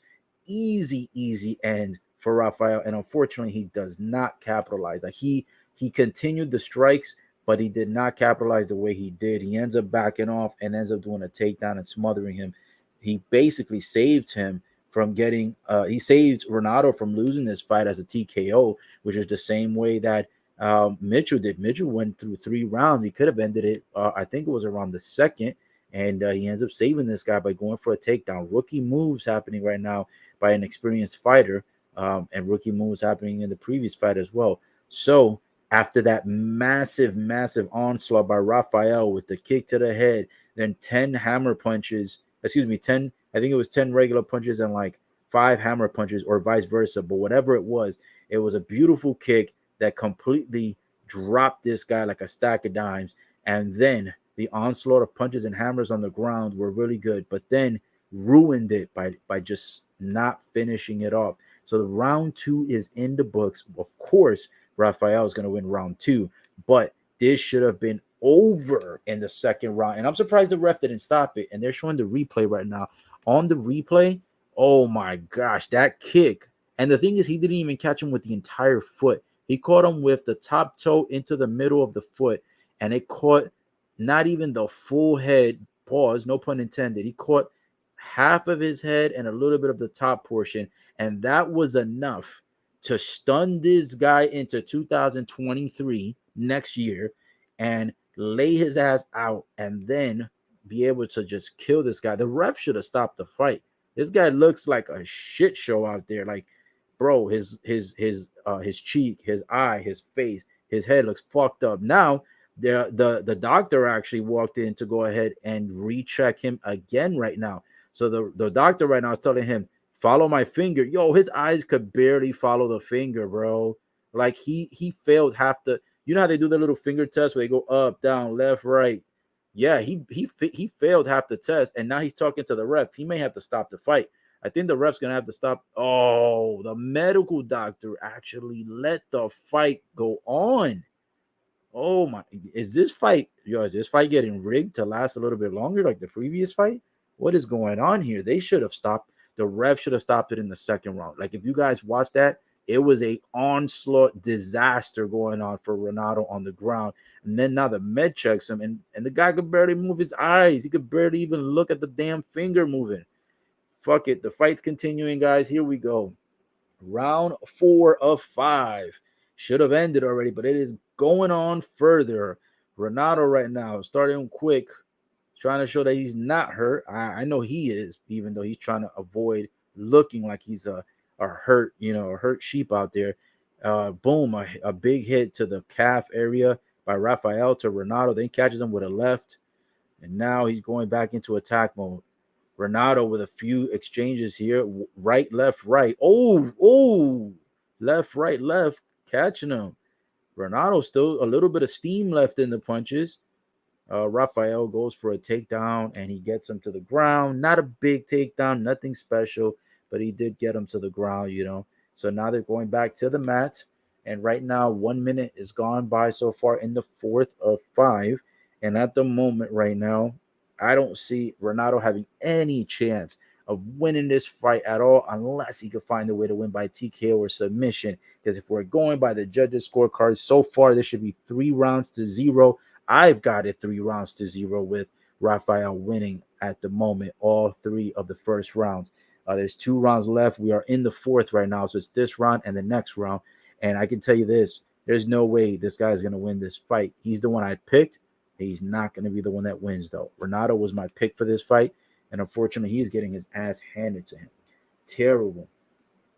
This is crazy. And we've got, at the moment, we've got Kelly Lincoln says, Ola, I miss your face with the commentary. Oh, man. I'll be honest with you guys.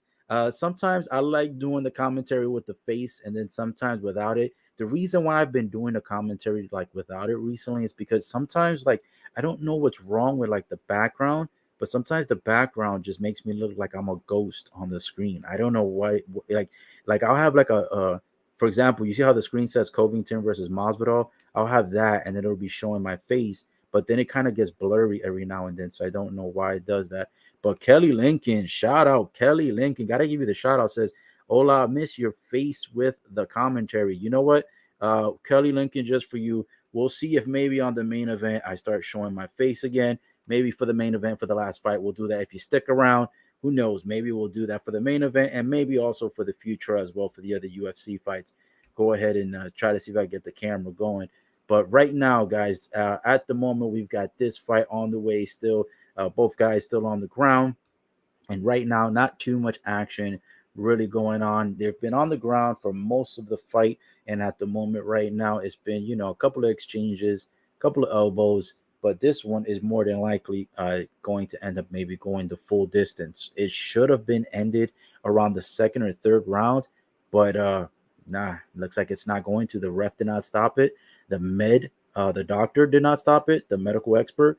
So the fight is still going. right now, I think there is a little bit of fatigue that's starting to kick in at the moment, because right now, with a minute and 26 seconds remaining in the fourth, right now it looks like a little bit of that aggression has slowed down by Rafael, but Renato has not really taken advantage of the opportunity. So at the moment right now, it looks like this fight may end up going into the fifth round, and it may actually be going the distance, possibly all the way through. I can tell you this though, regardless of how this goes, whether it ends by decision or ends by TKO or submission, unless Renato can find a way to turn this shit around in the final 50 seconds of this fourth, and also turn it around at the end, like on the fifth and final round. I don't see him winning. There's no way he's going to win by split decision. There's no way he's going to win by unanimous decision. He may not. I mean, the only thing I think he could win by is TKO. Oh my gosh! And right now, bro, Renato's blood is starting to gush. Didn't I tell you earlier in the fight? I think that's the only thing I've been right so far as what may happen. Renato's blood is gushing out. I said it earlier. His cheek and his face look completely blistered and busted. Oh my God. Renato is trying to defend himself. He can't. A whole bunch of punches getting in. Blood is gushing around like orange juice. I think they're going to have to get the med to look at this at the end of this round, because there's 6 seconds remaining. And even though Renato is back on his feet right now at the center of the octagon, there is way too much blood and way too much punishment. Oh, in the last 3 seconds of round 4, Rafael connects a left and a right that shoves Renato backwards into the fence, and it almost looks like he had no more energy to even keep his feet up. Right now, they are taking a closer look at Renato. I don't see this. I don't see how they don't stop this. I mean, the cut is huge. It is looking crazy out there. And I mean, bro, I understand this guy has a heart of a warrior, but right now, the medical doctor is back into the ring, and he is talking to the ref. And right now, they're discussing of whether or not this fight should continue. If it were me, man, I mean, you've got to stop the fight, man. This guy has taken enough punishment, lived to see another day. I know he probably wants to continue fighting, and when you have a warrior's heart, you want to continue fighting. But bro, I don't see this fight. You're not going to win. So why even risk continuing your health? They're asking right now, the coaches and everyone, if they want him to continue. They're saying yes. Renato standing up saying yes. Oh, the doctor is checking his eye and checking his cheek. He's touching his face. He's checking to see if there's too much damage. Man, he squeezed his cheek and the blood came gushing out. Come on, man. Stop the fight, guys. Save a man's life, bro. He's not gonna win. He's lost 4 out of 5 rounds. The only way he wins this shit is by TKO or submission. He hasn't gotten a takedown. He hasn't done one submission move. I mean, he's barely come close to knocking Rafael out. Not saying that it can't happen, because UFC, you can get knocked out in the split of a second. I mean, we've seen that in earlier fights and earlier pay-per-views. But shit, save the man's life, bro. Sometimes some people do not know what's best for them. Oh, they're going with it. The ref says, let's go. The medical doctor says, fuck it, let's go. The coaching says, let's go. Renato says, let's go. Well, guys, here we go. Putting his health on the line for the money bag, even though he's probably not going to win this fight. 4 rounds so far, I think all won by Rafael. I don't think Renato has won a single round, but the heart of a champion, even though he's not a champ, he has the heart of a champion, the heart of a warrior. This guy is something special, even if he is not top rated. I've got to say, I've got to give the man props, man. He's going out there, and even if he's getting his ass kicked, he is still in the fight. He goes 1-2 and connects on Rafael's face. Rafael gets the low kick to the calf. I know that calf is going to be burning up tomorrow, boy. Pull out the Bengay, because he's going to need that shit tomorrow. That calf has been getting assaulted by Rafael. Not to mention the face as well. Going to need a whole lot of treatment. Oh, Renato with a nice kick to Rafael's head. That kind of pissed Rafael off. He does a 1-2-3 punch combo. And then Renato comes and retaliates. Rafael tries to get a takedown on the leg. No success there. Both guys still in the center of the ring, exchanging strikes and kicks. Very good way to end the 5th round. We are 3 minutes and 37 seconds remaining. Oh my goodness. This fight, even though it's been purely dominated by Rafael, Renato is still showing he has got the heart of a lion, and he will not allow himself to quit. Right now it is the fifth and final round of the co-main event, guys, not the main event.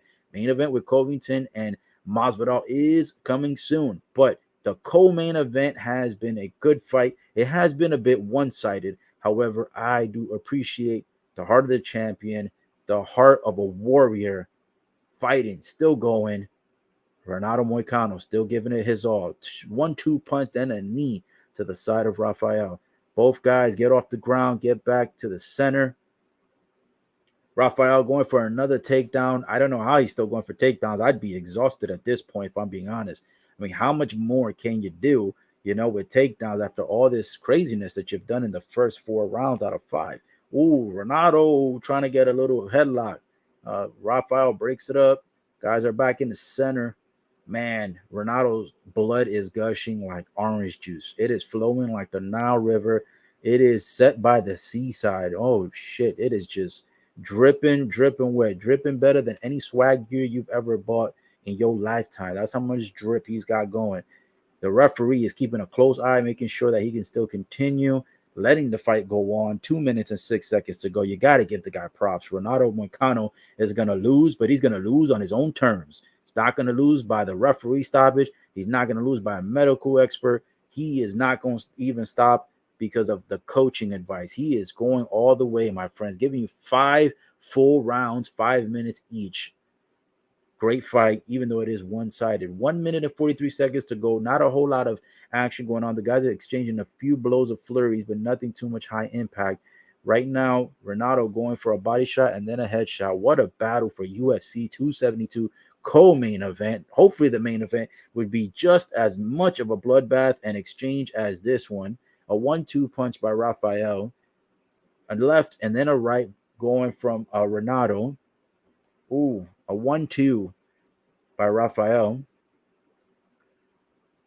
Another 1-2. And then a 1-2 by Renato. Guys are slowing the pace down just a little bit. 1 minute and 5 seconds to go. Got to give these guys props, man. What a fight for a co-main event. Did not disappoint. Oh, shit. A nice right connects into Rafael's face. Pushed him back for a few seconds. And then he gets caught with a left to the face as well. Renato still throwing some pretty solid punches towards the end of this fight. This is, oh, shit.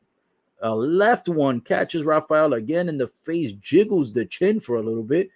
Oh, shit. Jiggly like Jigglypuff. Oh, a right and a left. Oh, and another left stops Rafael. Oh, and another left. Renato, are you trying to win the fight in the 5th? Oh, shit.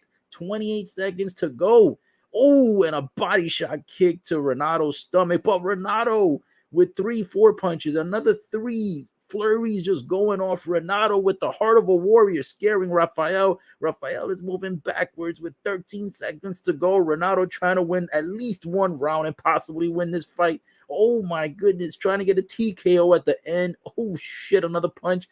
Damn, he's got Rafael bleeding from the nose. Who would have thought? Oh man, the fight is over. The co-main event. Sheesh.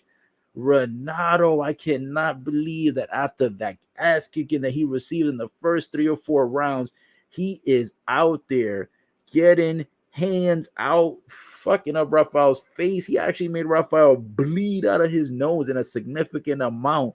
Man, that is a great way to go out. If you're going to lose, go out on your own terms and go out trying to knock the other guy out. He didn't get the knockout, but man, blood, sweat, and tears out there, bro. Renato giving it. That's why I like watching this guy, man. Even if he loses, he tries to go out at the end like he is a winner. Man, oh man, it's going to decision, by the way, guys. That was the 5th and final round. They did not stop the fight at all. They had the ref could have stopped it and the medical doctor could have stopped it plenty of times, but they did not stop the fight. So we will go to the judges' scorecards. Now, if there's at any point where the judges may have thought that the fight was a bit closer than what I saw, you never know. You might get a split decision, pull an upset with Renato winning, but I just don't see it. There was just too much. He was just too much on defense, and he barely did anything in the first 3.5 rounds, maybe 4 rounds of the fight, and it's a 5-round total fight. So I see Renato losing, but man, did he go out like a loser at the end? No, he made it seem like he was in it the entire time. So This one is a bit of a landslide. I think Rafael won, but I tell you this: Rafael is not going home with a clean face. He is not going home looking cute or looking pretty. So his wife, if he has one, or a girlfriend, or side piece or mistress, whatever he got, if you got somebody at home, they're gonna have to fix you up, brother, because you are not going home clean. And you look, they're showing a close up. Even his eye got swollen. Sheesh, my goodness, unbelievable fight. Great co-main event. So far, the pay-per-view main card has been phenomenal. The prelims were pretty good. I only caught 2 of the 4 fights in the prelims, and they were really good. I usually love the prelims more than the main card. That for some reason that 8 p.m. prelims is always good. But nonetheless, guys, the main card, the pay-per-view that we're talking about right now, 4 fights in the books, and so far 3 of the 4 fights have delivered. Fight number 3 was kind of terrible. I really didn't like it. It was like no real action to really discuss. I just tried to make the best of it. But what I can tell you is that this one definitely picked it up a notch to the next level after the disappointing fight on the third one midway through the card. So fight number 1 TKO in the first round. Fight number 2 TKO in the second round. Fight number 3 went to the scorecards, and it was I think it was a split decision, or no, unanimous decision. And here we go with the decision on fight number 4, which is the one right now. Renato versus Rafael. Who will be victorious? It's got to be unanimous decision. And Rafael is your winner. Rafael dos Anjos successfully defeats by decision. It should have been by TKO stoppage, but wins by decision unanimously, guys. Every judge in favor of Rafael dos Anjos representing Brazil. Both guys representing Brazil, as I stated earlier. But Rafael definitely won the fight. I feel he definitely took all 5 rounds. We probably could make an argument. Actually, no, he won 4 rounds, because actually that 5th round, I think the way I was excited, you've got to give that 5th round at least at the bare minimum to Renato Moicano. So Renato, I give you at least 1 round. I'd say this fight was decided 4 rounds to 1 in my opinion. But yeah, great way to end the fight. If you're gonna lose, man, go down swinging. Go down swinging. That's what I say. That was a great way to go down, losing that fight for Renato Moicano. So, guys, now they're doing an interview with the winner, obviously with Joe Rogan and Rafael. Which surprisingly, by the way, guys, I am actually surprised to see Joe Rogan on this pay-per-view, and I'll tell you why I am surprised. Because on the last pay-per-view in UFC 271, if you tuned in, guys, you know what I said. If you didn't tune in, I'm gonna repeat it for those that didn't already hear it. Joe Rogan, of course, controversy with what he said on his podcast, etc. I'm not gonna get into the mix. I'm not gonna say if I'm in favor or not in favor. I'm just gonna let you guys know that because of the controversy, Joe Rogan was not in the last UFC pay-per-view for 271, which is Adesanya versus Whitaker. Of course, Adesanya completely dominated. If you didn't catch that one, by the way, I got the live commentary on that one too, even though it's last month. If you missed it, go back. I've got it on Facebook, YouTube, Twitter, and Twitch. All platforms have the recap. But anyway, Joe Rogan was not in the pay-per-view because of the controversy. And I thought that it was going to be because of the fact that what I meant to say is I thought he was not going to be in any future pay-per-views, and I thought maybe they were going to discontinue, his services as a color commentator due to the fact that the controversy, right? But Joe Rogan seems to be back on TV. Joe Rogan was actually in the prelims at 8 o'clock. I didn't catch the 6 o'clock early prelims, so I don't know if he was there as well, but I'm assuming he was, because he was in the 8 p.m. prelims right before the main card. And he's still there right now as we speak in the main card. And he's doing his usual way. He enters the ring and he's, interviewing the winners, right? So that's his usual job. They didn't have him at all. At all. When I say at all in UFC 271, they did not have Joe Rogan at all. They didn't have him in the prelims. They didn't have him in the early prelims. They didn't have him in the main card. They didn't have him doing interviews in the ring. They didn't have him doing shit. Joe Rogan was completely non-existent in that UFC 271 pay-per-view. So I was surprised he was here this month, because I thought that because of the fact he wasn't there in the previous pay-per-view, like a month later would probably be too soon to bring him back on the air. I don't know if maybe he made a public apology, because I haven't followed up with him as much recently. I don't know. I know that he did remove some of his broadcasting. He did remove some of his broadcast on Spotify. I don't know if it was by decision or if Spotify made the choice to remove it themselves, but a lot of his episodes were removed. So, I mean, I don't know if that necessarily makes up for what he said, but at the same token, guys, what I would say is that he's back. I guess Joe Rogan is back. That's the main picture. That's the main point that I'm trying to address, is that it seems that Joe Rogan's back. I thought they were probably going to leave him out for at least 3 to 6 months and see if it's beneficial to keep him out permanently, or maybe bring him back after a good duration of people not hearing from him and just letting everything kind of de-escalate. But they brought his ass back right away. So Joe Rogan back on the map, and the two other commentators that are usually with him were actually excited that he's back. So I guess Joe Rogan can do no wrong, guys. Joe Rogan can do no wrong. UFC's behind him. Spotify did not completely cancel him. They still got him. They just removed some of his episodes with the controversial verbiage that he used. So Joe Rogan is on the pay-per-view tonight. But anyway, guys, getting back to what's more important is the actual pay-per-view itself. It is the main event, Colby Covington versus Jorge Masvidal, what you've been waiting for.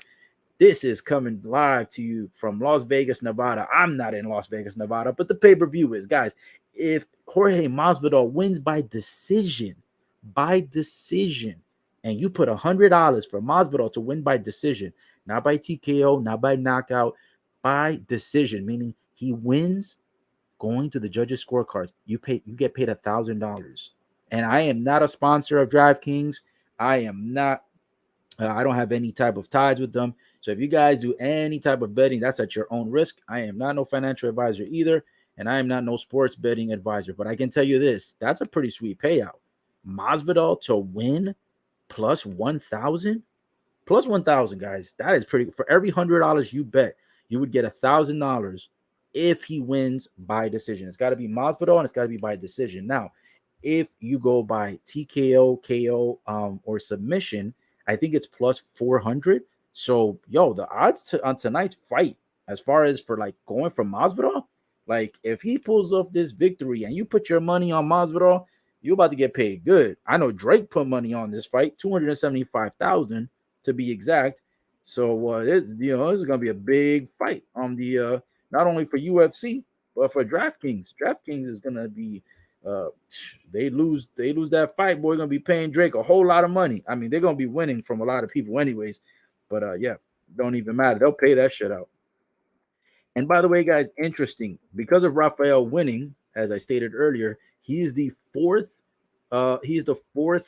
favorite to win tonight. So if you're just tuning in, Spivak was the favorite at minus 190. He won his fight. Holland was the favorite at minus 320. He won his fight.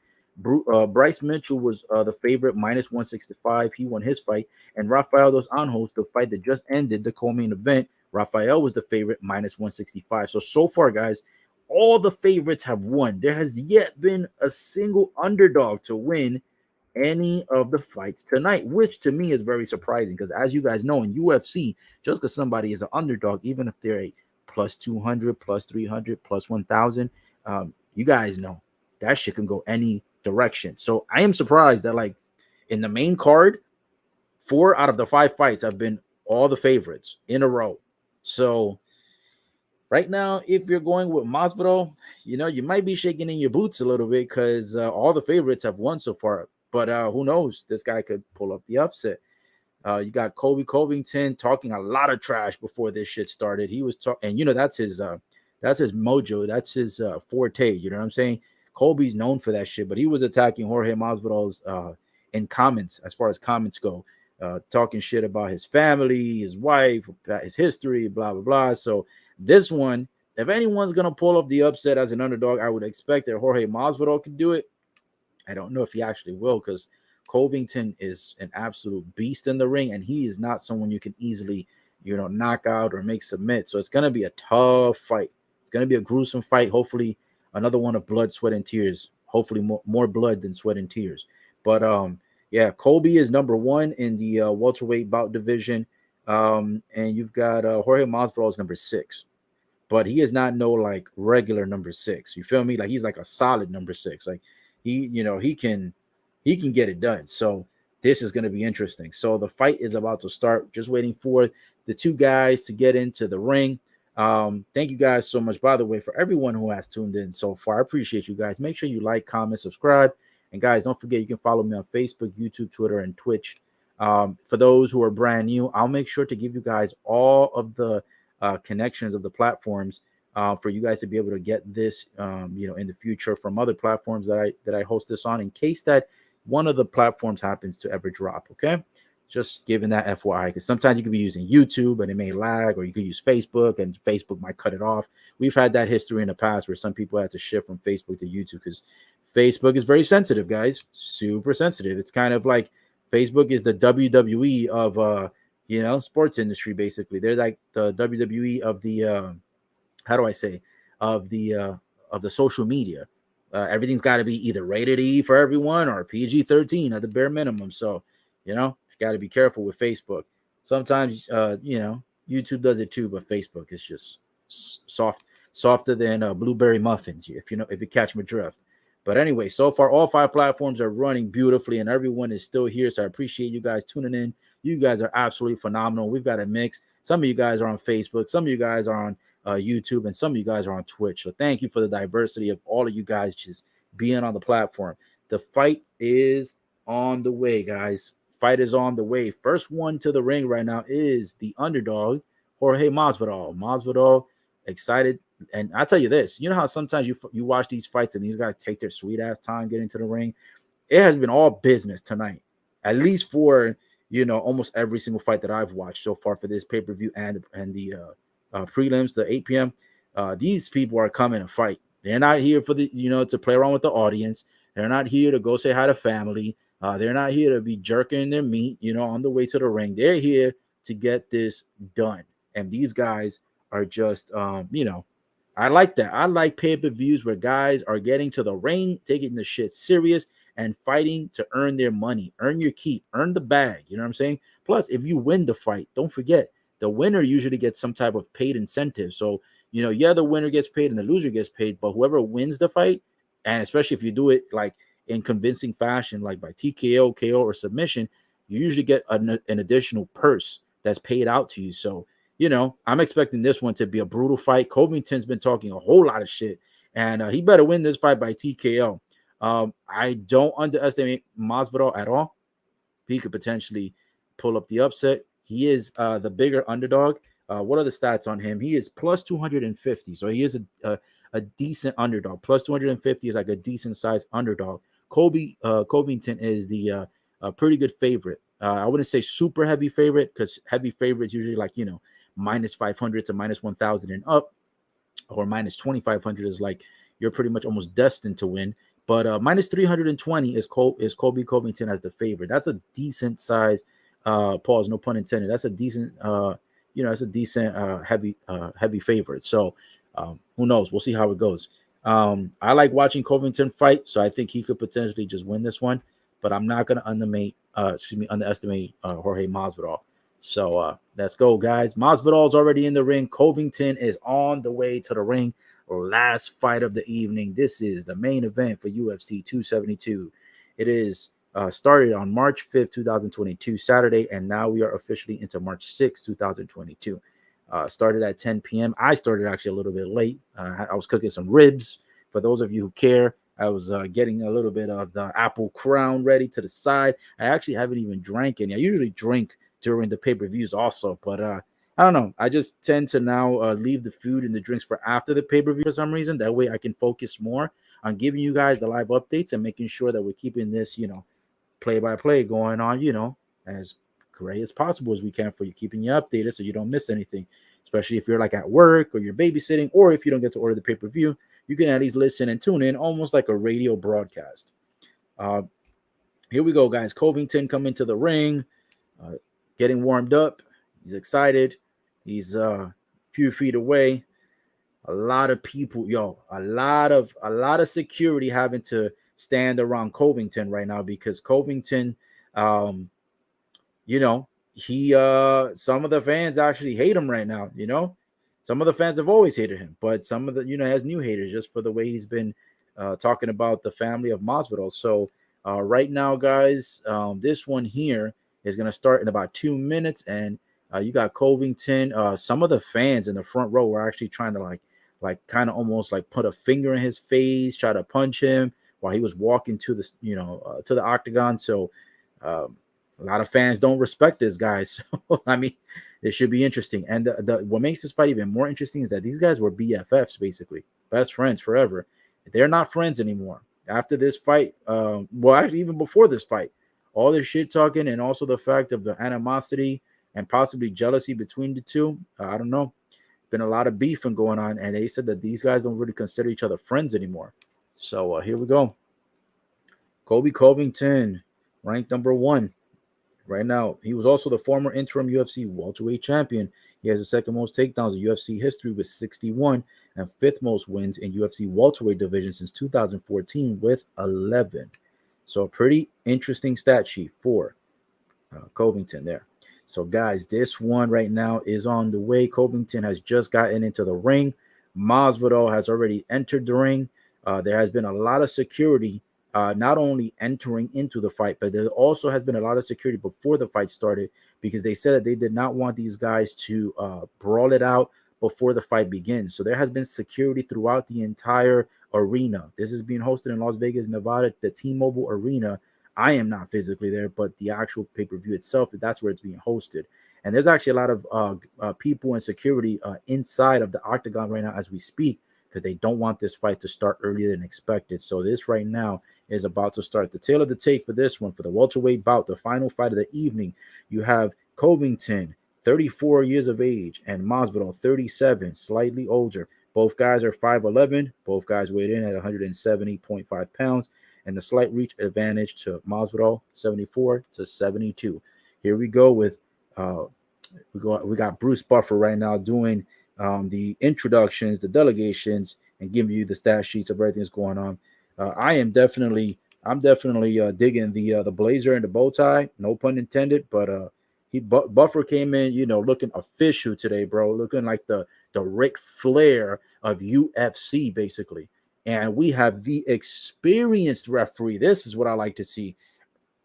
Herb Dean. I don't know. Some people pronounce his first name Herb. Some pronounce it Herb. Whatever the fuck you pronounce it as. Herb Dean is the referee for this fight, which that's what we need, because we need an experienced referee to go ahead and host this fight. I hate when they have the referees that just do not get the job done and are just in there just like looking like they're just collecting a paycheck, not doing shit. But anyways, guys, both guys are in the ring. All of the ring intros are done. Covington versus Masvidal is on the way, and we are waiting for them to ring the bell, because these guys are looking ecstatic, electric, serious, and ready to go. They are fired up. They are looking absolutely lit right now. They would look like they want to kill each other. Can't wait for this one to begin. The fight is on the way. Lights. Here we go. It's about to start. Just a minute to go here. Man, these guys look like they just cannot hold back anymore. They're like, bro, get me in. Let's get this shit started. You know what I'm saying? Jorge Masvidal with a 35-15 record. 50 fights of total experience. They still consider him the underdog. Out of Miami, Florida. Here we go. And let's see what they got for Covington. Let me see what Covington record is. Hold on, is Masvidal? I actually never knew Masvidal's nationality. His last name kind of sounded like he was, from like a Middle Eastern country, but he's actually Cuban, I believe. MMA record for Colby Covington is 16-3. I'll tell you what, I thought Colby, being such a heavy favorite at -320, and only had 19 fights. Actually, I thought he had more than that. I thought he had 25, but him being such a heavy favorite, you would think he would have had like at least 35, 40 fights. He's only had 19 fights so far. This is his 20th fight of his career. His MMA record is 16-3. And you've got Masvidal at 35-15. Now, granted, Masvidal has lost 15 freaking fights. That's a lot of fights to lose. But at the end of the day, this guy's got 50 under his belt with 35 by way of victory. Look at Bruce Buffer's face. Bruce Buffer right now had the funniest look on his face. He's looking at how Herb Dean is giving both guys, the rules and shit. And he's looking at both of the fighters' face, and he's just like, man, you guys are about to tear each other in half. You know what I'm saying? Bruce Buffer's face, bro. Like without saying words, his facial expressions were literally instigating the fight. Like, yo, go out there and fuck each other up. Boom! The bell has rung, and here we go, guys. The main event is off to the races. This is 5 rounds of UFC, 5 minutes each round. We've got Colby Covington versus Jorge Masvidal. Let's see who's gonna get this one, guys. The main event is on the way. Here we go. A quick kick by Masvidal, taking it forward. Colby Covington backing up. Covington right now, not really too much action. Oh, he goes for the big left hit, but does not connect. Both guys right now a little bit precautious. Oh, Masvidal goes for a low kick to the shin, and Covington lands 1-2 combo. Let's get this on. Herb Dean up in there, making sure both guys getting it done, paying close attention to the fight. All the shit talking is over, and it is time to go. Ooh, 2 elbow shots to the side of Covington's head by Masvidal. Masvidal right now against the fence. Covington trying to go for a takedown, trying to step on Masvidal's foot. Ooh, these guys are starting pretty aggressive to get this fight going. This is going to be a good one here. Right now, trying to do a takedown. Masvidal trying to counter it. Playing good defense. He's got Covington's arm wrapped up at the moment. He's leaning against the fence. Unsuccessful takedown, but Covington does finally get Masvidal to the ground. Masvidal with a couple of elbow shots again to the side of Covington's face. And Covington now, he has his arms wrapped around the midsection of Masvidal and trying to grab a leg so that he can drop him back to the ground. Masvidal right now not moving, not shaking, not shifting. Waiting right now. Oh, okay. Oh, that was whack. Covington looked like he was about to do a German suplex. Masvidal ends up preventing it, so he just lands on the ground gently. Oh, man. Covington with a big knee to the joint area of Masvidal. He's behind Masvidal, and he does a hard knee shot right into the joint of Masvidal on the right side. Shit, that looked like it hurt. That was a good start right there. Man, it's already 2 minutes and 15 seconds gone in the first. Not a whole lot of yet explosive impact, but at least a little bit of action going on. Covington right now has Masvidal on the ground. He had him in a headlock. Masvidal breaks the headlock, but now Covington rewrapping the arms against the neck of Masvidal, and right now Covington trying to get either a rear naked choke or a headlock move, or both. Like right now, it is real tight in the corner. Masvidal not really moving too much. Not sure if he's playing possum. 2 punches to the dome. Masvidal got hit twice on top of his head by Covington. Covington has he has the rear naked choke partially locked in. Like he has half of the leg wrapped around. The other leg is not really set yet. And then he's got like the right arm around, but the left arm hasn't fully hooked. So he's got like half the body into the rear naked choke move, but he's still trying to get it locked in. Masvidal right now just trying to counter with a few uppercut punches to Covington's face. Ooh, Covington catches Masvidal with a big punch to the chin. Masvidal on huge defense right now.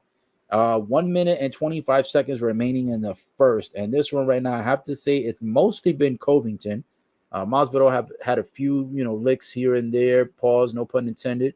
He had a few kicks, a few punches, but he did not actually, do too much collateral damage at the moment. Right now, Covington pretty much, even though he hasn't necessarily dominated, I would still have to give him the first round because he's done more in actual physical activity than Masvidal has done. Right now, he's catching Masvidal with a couple of punches to the side of the head, but it's not a huge, set of punches, just a couple of, couple of pecks, couple of quick hits, but nothing too serious. Covington right now. Oh, wait, hold on. Masvidal's trying to get up, but Covington trying to wrap around the back. Ooh, another knee shot to the back of the joint. Masvidal's going to have his right leg is already limping. They're both back into the center of the octagon. And Masvidal, that right leg's already limping. Those 2 shots that he's taken so far on the back of the joint, that shit's gotta hurt. I mean, like Covington just like caught him real decent. Oh, a 1-2 punch to Covington's face, and then a body kick to Covington. Another one. The first one looked like it's slightly connected. The second one did not. Covington with a kick to the body to Masvidal. That one connected. Ooh, a couple of exchanges from both guys, punches at the end of the final 5 seconds. And so far, I've got to give the first round to Covington. No, no capping on that one. So I give it so far first round. Both guys still looking pretty, pretty energized. Neither one looks fatigued. Unlike the other fights where, some of these guys were looking tore the fuck up in the first round. Like they were getting their shit handed to them. But in this one so far, even though Covington I think has a slight advantage, not a pure dominance. And so I think I still give the round to Covington, but not by a lot.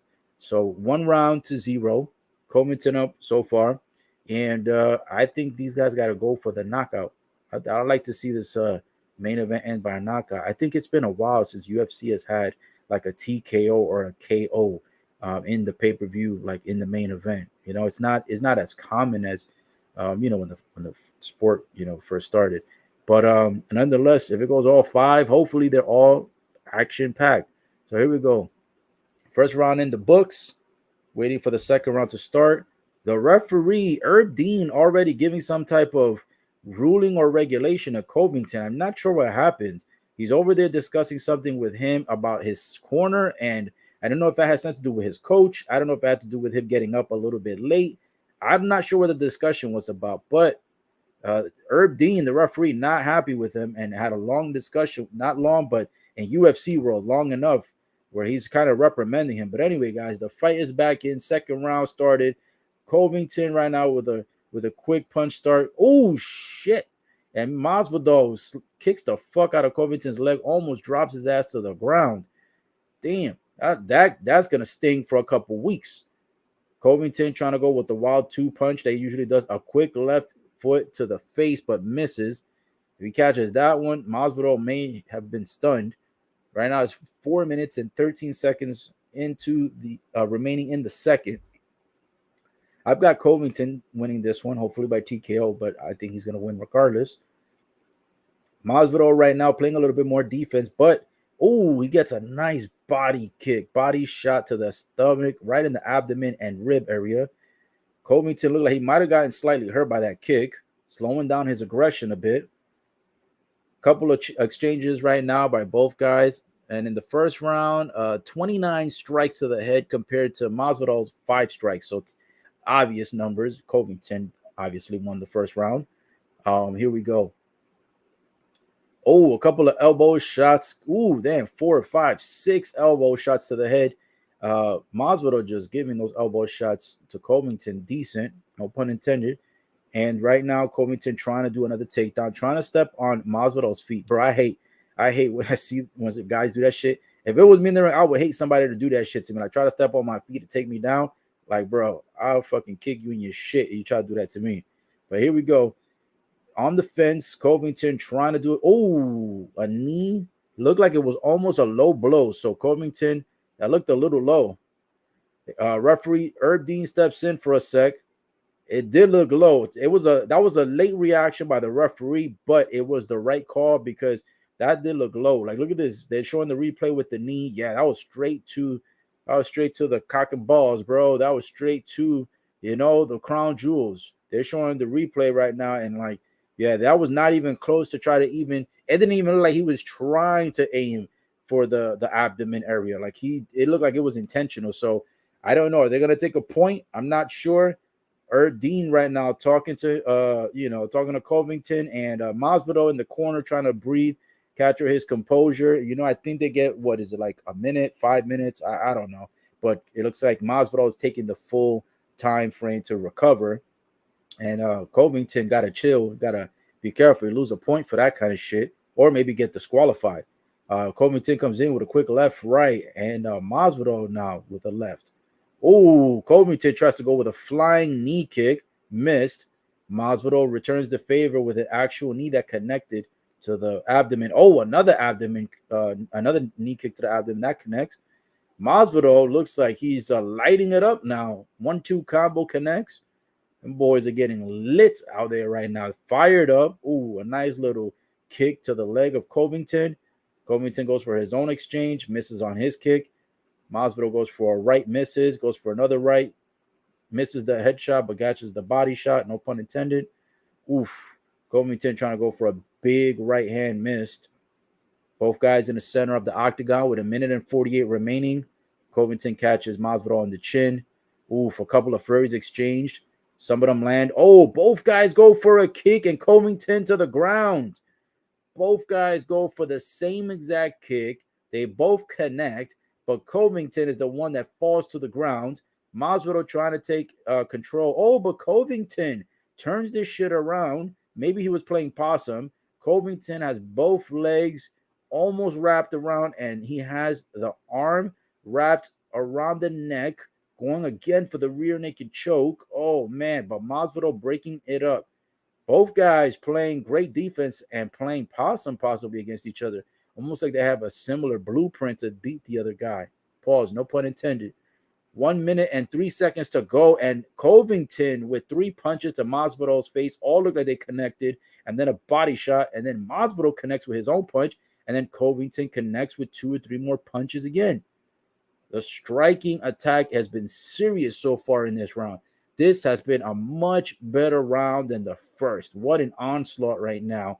40 seconds remaining, guys, in the second. And this second one has been phenomenal so far. The first one was kind of, it was okay. It was a little bit of a good start, but not that great. But this second round has been a great battle back and forth by 2 warriors, 2 guys going in trying to win the bigger bag.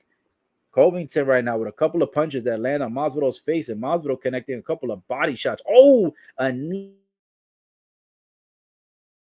to Covington's, connecting with a few punches to Masvidal's face. Both guys against the fence now. A knee by Covington to the thigh area of Masvidal, and that's going to end the second round. And as the round ends, Covington walking back to his corner is breathing very, very hard. Like, he is breathing super hard. So I don't know right now if he's got exhausted with the exchanges in the second round. I didn't know if maybe some of those knee shots and those kicks by Masvidal may have, cleared the air out of him. Might be losing some O2, might be losing some oxygen. Let's check the replay. They're showing the replays of when Masvidal got a few of these exchanges in with kicks and knees. I think he might have blew some of the air out of the lungs of Covington, because Covington is breathing hard right now in his corner. No guy has yet shed blood, so far I'm still waiting for that. The other fights, some of these guys were already shedding blood by like the first round, or midway into the second. Right now, both guys, no blood, but a lot of sweat, a lot of sweat going on, a lot of tears. Actually, 0 tears, I should say. Covington's still breathing hard. The third round is about to start. I think if Masvidal can actually capitalize, he might be able to go ahead and, take over on this round, maybe even get this guy knocked out. It's tough to knock Covington, though, I'll tell you that much. That TKO or KO is not going to just be rolled out like the red carpet on the Hollywood Strip. You know what I'm saying? Third round is on the way. Covington starting in attack mode again, going for 2 punches that missed. Now he's trying to go for a takedown, trying to grab Masvidal's leg. Ooh, a nice body shot. Covington catches Masvidal on the right side near the oblique and the rib area. That shit's got to hurt. Those kicks, man, to the abdomen like that, when they connect, them things look like they hurt real bad. Ooh. Masvidal gets a nice kick into the leg of Covington, but then Covington does a flurry of about 3 or 4 punches, and most of them, they connect. Now another attempted takedown by Covington, but Masvidal right now is not allowing him to be able to get the submission. Takedown was no success, but yet both guys are on the ground. Masvidal right now trying to prevent any opportunity for a TKO or a submission. Got his legs wrapped around the mid-waist area of Covington. Covington trying to get up. Ooh, 2 elbows straight to Masvidal's head. Ooh, a punch to the nose. Masvidal may start bleeding soon. His face does have a couple of red marks that look like the blood is starting to gush a little bit. Oh my good. Oh shit. 4 straight elbows by Covington. And Masvidal might be a little bit dazed. Oh shit. A punch and then an elbow and then another elbow by Covington. Ooh, 2 shots to the ribs. Damn, Covington's starting to take over now. Man, Masvidal's face, I think, is starting to bleed already because these elbow shots are connecting. Both guys still on the ground. Masvidal on his back for like 2 minutes already to start this third round. 2 minutes gone already, and this guy's been on the ground for most of it. Man, taking elbow shots. Look, 3 more punches to the face. Damn, Masvidal has got to get off the ground. He is losing this round. If I had to say right now, I'd say Covington won round 1. Round 2, you could potentially give it to Masvidal. It could go either way. You can give it to Covington as well. So I've got it either. You can go 1-1 or 2-0. 2-0 in favor of Covington or 1-1 tied. But for round 3, I've got to say that Covington right now is the one that is leading the way because these elbow shots, these punches to the ribs, man, he still got this guy on the ground. He's still punching him on the ribs, and they're all connecting. Like, he's not even doing these punches where, like, they're catching, the arm or some shit like that. Like, he's catching him on the right side and on the left side. Like, he keeps catching the ribs, and Masvidal's just taking the punishment. And then he's catching him with elbows to the face, and Masvidal's just taking the punishment. Like, he's just not doing anything to counter it. So Masvidal is going to lose this fight if this continues for the 2 remaining rounds. Right now, he's trying to do like some punching to Covington's face while he's on the ground, but none of those punches are actually like, connecting or actually doing any type of damage. Covington right now, I think he's going to be winning this round for sure if this continues. So at bare minimum, he'd be up 2-1, possibly 3-0 by the end of this round. But I would say probably 2-1 at the moment. 2-1, I think would be fair. I think Masvidal may have, won round 2. So I've got it tied at the moment, 1-1. You may have it 2-0 Covington. I've got it tied 1-1. Right now, Covington going back for a submission move again, trying to go ahead and lock in the headlock. Oh, he's got it locked in on the head. Oh, Masvidal is not moving. Referee asks him if he's okay. Masvidal gives a thumbs up, but he gives him one of those sarcastic thumbs up as to say, like, yeah, I'm still here, but I don't think Masvidal is still here. I think Masvidal has checked out, or he's at least 50% checked out. When you're like half asleep, and it's sleepy time for you and you want to go to work the next day, but you're like half awake but half asleep. That's what Masvidal's looking like. Oh, my God. Covington locking in the submission move. Masvidal breaks it up, but now Covington gets him in another submission move. Oh, my gosh. Like, Covington, I think, is going to make this guy submit, bro, with all these strikes to the ribs that happen, with all these elbows to the face, and then with these continued chokeholds that he continues to hold for like 15 to 20 to 30 seconds at a time. I don't see Masvidal making it out of this fight. He might not make it all 5 rounds. Right now, Masvidal is still on the ground, but now he's on his knees. And Covington now, a few punches to the head of Masvidal, and now he's looking to see how he's going to get this submission hold intact. He's trying to go again for another submission. If I was Covington, I would have gotten on top of this dude's back, put my legs around the waist or pectoral area. Then once I got those wrapped around, tighten the neck area and you're done. But he's been, a punch at the end. Masvidal still trying to act like he's not hurting. Covington trying to act like he's not tired. Both guys raising their arms up. Like if the fight's over, which it's not over, it's only 3 rounds in the books. I've got it 2-1 Covington so far. An argument can be made 3-0 in favor of Covington, but I've got it 2-1 Covington. Does anybody think that this could be 2-1 Masvidal? I don't think so. I think it's got to be Covington so far in the lead, at least by 1 round, if not possibly by all rounds. Right now, Covington, in a little bit, if Masvidal was able to, turn it up, I think you get Covington, maybe possibly in a submission because he did try earlier midway through, but then he got stuck and ended up getting into being almost submitted. So he was trying to get Covington in a submission move and then ends up in a world of trouble where Covington ends up landing him to the ground and ends up, punishing him with elbows, punches, and some headlocks. So, guys, here we go. The 4th round is on the way. I've got it 2-1, Covington in lead. 4 rounds. This is the 4th round. 3 rounds in the record book so far. And these guys starting it off with a couple of strikes to begin the round. It is the 4th round at the moment. Herb Dean right now watching closely. making sure these guys are fighting and battling it out clean. Woo! Masvidal goes for a kick to the lower, misses. Both guys actually look pretty tired, and they both look bruised up. Nobody bleeding yet, but both guys look really bruised up on the face and around their like abdomen and like just pretty much they just bruised up. They just look fucked up. So right now, ooh, an exchange of 1-2, and then another one connects Covington to Covington to Masvidal's face. I was about to say Rafael. Still got my mind on that fight. These guys right here back against the fence. Nobody yet with the clear advantages yet. But Covington possibly trying to go for another takedown.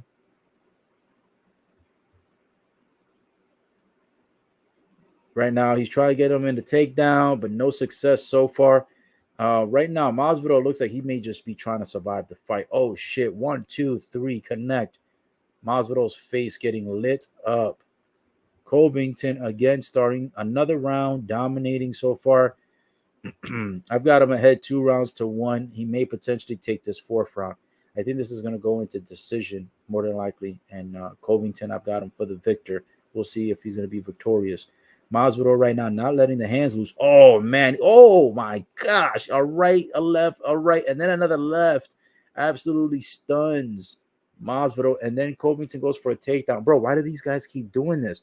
This is the 3rd fight in a row for the pay-per-view tonight where I see the guy, the fighter that's dominating gets the guy that's defending with 1, 2, 3, 4 punches in the face. And when the guy looks like he's about to fall or smack against the fence, he goes for a takedown and holds him up. Bro, stop holding these guys up. Let them land on the fucking ground and knock their asses out. Masvidal here going for a knee to the abdomen of Covington. Covington right now is still trying to go for a takedown. This is the 4th round, guys, with 2 minutes and 35 seconds to go. I've got it 2-1 with Covington ahead. Masvidal right now getting trapped up in the corner, catches a left to the face. Oh, Masvidal goes for a flying knee into the abdomen, kind of misses, and Covington catches him with a 1-2 and then another one. Oh, and then a kick to the head to Masvidal. I think Masvidal's in trouble. Oh, shit. 1, 2, 3, 4, 5, 6, 7. Oh, shit. 8, 9, 10. Bro, it's like 15 punches to the face. Masvidal, oh, shit. Looking like an injured pony out there. He's about to be taken out. Oh, my goodness. Masvidal, wake your ass up. 1 minute and 55 seconds to go. Oh, my goodness. A flurry of like 12 to 15 punches by Covington, and most of them, if not all of them, landing. Oh, shit. Masvidal is in la la land right now. He's like, oh, la la la. Shit, that boy is gone. A few more punches, he might be TK. Oh, wait a minute. He caught Covington with a punch, and Covington lands on one knee and gets back up quickly. Oh, shit. Masvidal fighting back. Oh, my goodness. Connects again. Oh, gets another right. Masvidal somehow pulling the comeback. Oh, my goodness. Covington moving backwards. These boys are going at it in the 4th. What an exchange of flurries. It looks like Masvidal was going to make no comeback at all. And somehow, some way, fighting back. The heart of a warrior. Oh, Covington with a left, right to push him back. Oh, them boys exchange flurries. My goodness. 4th round has got to be the best round of the fight so far. Oh, look at this. Covington connects with the left and the right. And another right. Oh, and a left and a right. Oh, my goodness. Masvidal back in the corner, catching strikes, catching punches. He was trying to make a comeback, looking like he hurt Covington for a moment, man. When he got him with the punches earlier, he actually dropped Covington to one knee, but Covington quickly got back up in a matter of a millisecond. So it almost looked like he didn't knock him down. Man, these guys are going at it. This fight has not disappointed. 25 seconds remaining in the 4th. Man, this is a tough round of call because Covington was pretty much winning and dominating early on, but then Masvidal turns it around. Sheesh. This one has been good in the 4th. 5 seconds to go into the 4th. Looks like no one's going to throw anything. He throws one punch. Covington throws a punch. Masvidal throws one. No one gets knocked down. A lot of shit talking at the end of the 4th. Herb Dean getting into the middle to make sure that these guys don't fight after the sound of the bell. And guys, we made it to the 5th and final round. Oh, they show the replay when Covington caught Masvidal with a left, and then Masvidal quickly counters with a right. Bro, the chin, the cheek, and the head. Pause, no pun intended. All with the jigglypuff jiggle of Covington's head. It looked like Covington's neck was gonna fall out of place. That's how much his head twisted to the side off of the counter punch by Masvidal. That right punch absolutely woke his ass up from a 7-hour nap. Oh shit. Damn, he could have probably knocked his ass out with that one. I'm surprised Covington stayed up. Covington did drop for a second, but got back up right away. But I'm surprised he just wasn't knocked out. Guys, we are in the 5th and final round on the final fight of the evening. Can you believe it? We are here closing in on the end. Covington versus Masvidal. Guys, I think I have it 2-2. The judges may have it the same. This is the final round. Whoever wins this round, to me, probably will win the fight. I have it squared even at 2-2. You may have it 3-1 with Covington in the lead, but I think it was pretty close, and I think Masvidal might have persuaded the judges in the 4th. So if the 2nd and the 4th go to Masvidal and the 1st and 3rd go to Covington, you've got an even fight, 2-2. Covington starts the 5th round out aggressive, going in for some punches, catches Masvidal against the fence, brings him down. Both guys on the mat right now. 4 minutes and 23 seconds to go, guys. This is the final run, the final portion of the fight, the final round of the evening. Thank you guys so much for tuning in. This fight will be a decision, I believe. I don't know if anyone's going to get knocked out in the last 4 minutes of this 5th round, but we will see. Right now, a chokehold on Masvidal's neck area. Damn, Masvidal almost looks like he's falling asleep. The blood is starting to gush over Masvidal's nose. The referee asked if Masvidal's okay. Masvidal gave a thumbs up, but this time the thumbs up was not as convincing. It was a little bit less like emphasis. So Masvidal may potentially looking to be put asleep, but both men get back up. Masvidal is able to break out of the headlock, but he did look like he was starting to fall asleep. I'm not going to lie. Oh, shit. Covington, 1 knee, 2 knee to the back of the joint. Man, Masvidal's going to have a fucked up joint on the right leg. He's been getting that shit hammered by Covington. No pun intended. Look, ooh, another one. Man, he just like pulls his leg all the way back and then just shoves the knee into the joint of Masvidal. Man, Covington killing the joint, the right joint of Masvidal. Masvidal is going to have a fucked up joint on the right leg. Yeah, that leg has been getting obliterated the entire fight. At one point, Masvidal even grabbed his knee. That's how bad he's been getting that impact on the joint area. Oh, more blood gushing from the head of Masvidal. Masvidal right now has blood gushing on the top right corner. I think that may be the point of where it was open. Oh, Covington getting a headlock. The submission is so close. Oh, Masvidal not doing too much movement. Oh, man, will this end by submission? There's 2 minutes and 35 seconds to go in the 5th for the main event of the main card of the evening. Covington trying to take the advice that I said earlier, put the 2 legs between the mid area, lock it in, and go for the headlock. He's trying his best to get it, but so far it still has not locked up. Masvidal playing good defense, but man, oh man, he is looking exhausted out there. I think he just wants to end the fight, end the round, and go home at this point. He's done a great job in rounds 2 and 4. Covington rounds 1 and 3s. I've got a 2-2 apiece. If Covington doesn't make him submit, I think by decision, Covington is going to win because he may win either 3 rounds to 2 or he may win 4 rounds to 1, depending on how the judges score each round. I would say with Covington so far doing the most activity in this one with submission and strikes, I think I'm going to have to give this last and final round so far to Covington, unless he's able to go ahead and do something. Like if Masvidal is able to turn it around. Covington right now has 9.5 minutes of groundwork. That's how much time they've spent on the ground. This is a 25-minute fight. 9.5 to 10 minutes of that has been spent on the ground. And while they've been on the ground, it has been mostly Covington that has been the one that has been taking action. So Covington right now, I give him rounds 1, 3, and 5, and I give 2 and 4 potentially to Masvidal. So 1 minute, guys, and 1 second to go. The fight is almost over. Covington still on top of Masvidal.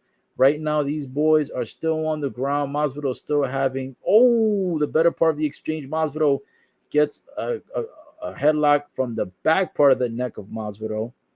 I mean Covington. I'm mixing up names here.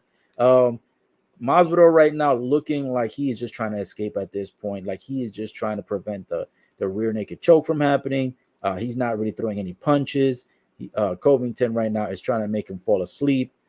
Well, it doesn't look. Damn, Covington is jerking that neck back and trying to put him to sleep. Oh, Covington almost gets him. Oh man, he almost got him in submission completely. All he had to do was just slide his left leg around the abdomen and it would have been done. Oh man, this guy almost wins by submission. 8 seconds to go. Can you believe it? What a fight.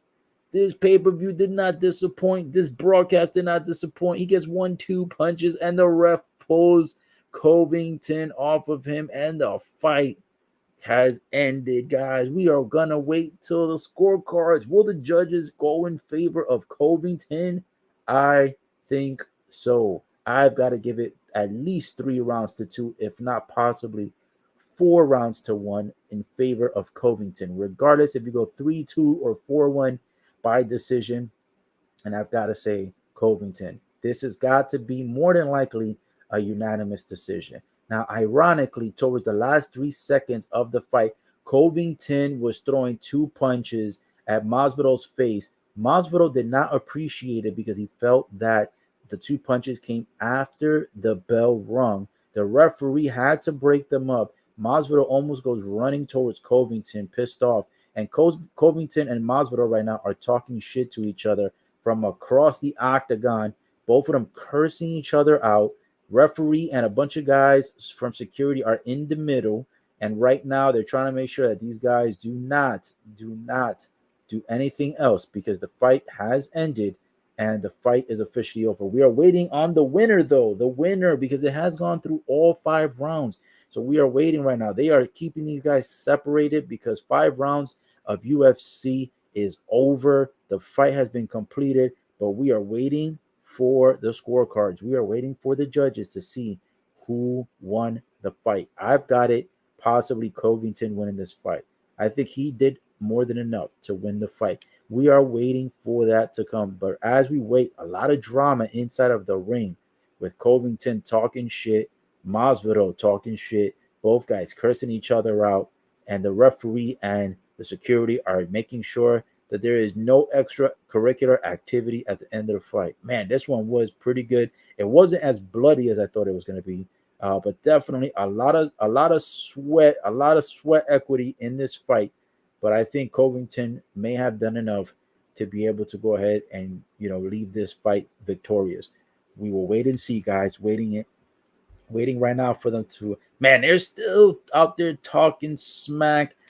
The referee is trying to grab both of their hands, both of their wrists to make sure, the usual, when they're giving the judges scorecards, they get both guys to the center of the ring with the referee, and they make sure that both guys are, there to hear the scorecards. And right now, Covington and Masvidal are talking so much smack to each other, waiting for the judge's decision. These guys will not stop talking, man. They went from BFFs, being best friends forever, to being enemies, bro. These guys are frenemies. Oh, and they raised the arm for Covington. No surprise, to be honest.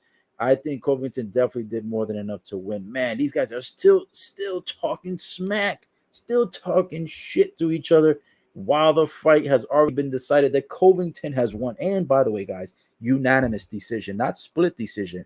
It is by unanimous decision. Covington wins. He wins the fight. All judges score it in favor of Covington. So, guys, before I let you go, a quick recap. If you're just tuning in, all the favorites won tonight's fight. All the favorites. You've got Spivak won, Holland won, Mitchell won, Rafael dos Anjos won, and Colby Covington wins. 5 favorites, all 5 favorites win. Had you done a $100 parlay on that one, you probably would have came up with maybe about 1,500, maybe 2 grand, maybe more than that, maybe 3 grand. Who knows? I haven't checked the odds in a while when it comes to parlays, but man, oh man, that was also the moral of the story. Drake spent $275,000 on this fight, guys, and I believe, if I'm not mistaken, Drake bet on Masvidal. If I'm not mistaken, that 275,000, if he did bet on Masvidal, is down the drain. I am trying to check very quickly because it was so early, and I'm trying to see if Drake bet on UFC fight. Let me Google real quick. I can't remember who I'm pretty sure it was Masvidal though. I am more than sure that it was. Let's see. Drake will be keeping a close eye. Let's see. Yep, I just found it. He bet $275,000 on George Masvidal to defeat Kobe Covington in tonight's 272 UFC fight, guys. So right there, Drake has lost $275,000, you guys. $275,000. Now I know to Drake that's probably chump change. It ain't shit, but yo, $275,000 is still $275,000. You know what I'm saying? Like, that's 6 figures. You feel me? Like, you can buy a house with that kind of money. When you lose house money to the house, by the way, because they call the betting sports book the house. When you bet house money, the value of a house, I should say, 275,000 against the house, bro, and you lose, that shit's got to sting a little. 275,000. Before I let you guys go, let me go ahead and show you real quick that I am not capping on this. This guy did spend 275,000 on this bet for Masvidal to win, and then we will go ahead and close this out, you guys. Here it is. Boom. Can you guys see that right there? Do you guys see it? It says it right there. Check that out. Drake makes massive bet. 275,000. Look, read it. Drake will keep a close eye. Look at the figure, 275,000. Well, folks, that is all for this particular live stream. I just want to thank you guys so much for tuning in, guys. I'm going to go ahead and leave for you guys my platforms in case that you guys don't have the other platforms. You can be able to tune in, guys. These are the platforms here. Let me see if I can pull it up real quick for you. Give me 1 second. Here it is.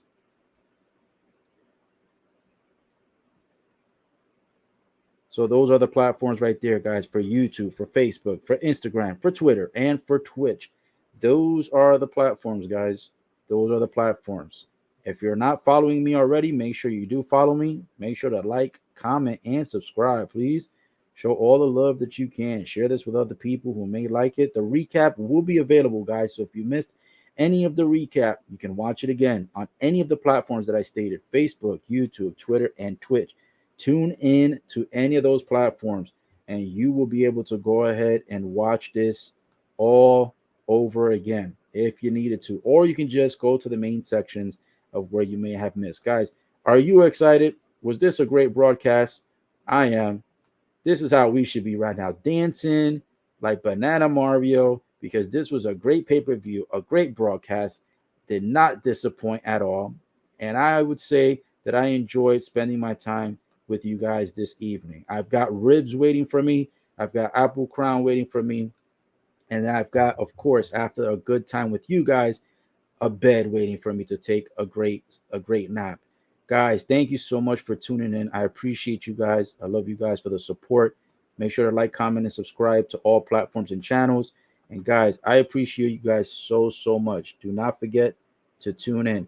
And let me go ahead and show that to you there just one more time for those who may have missed it.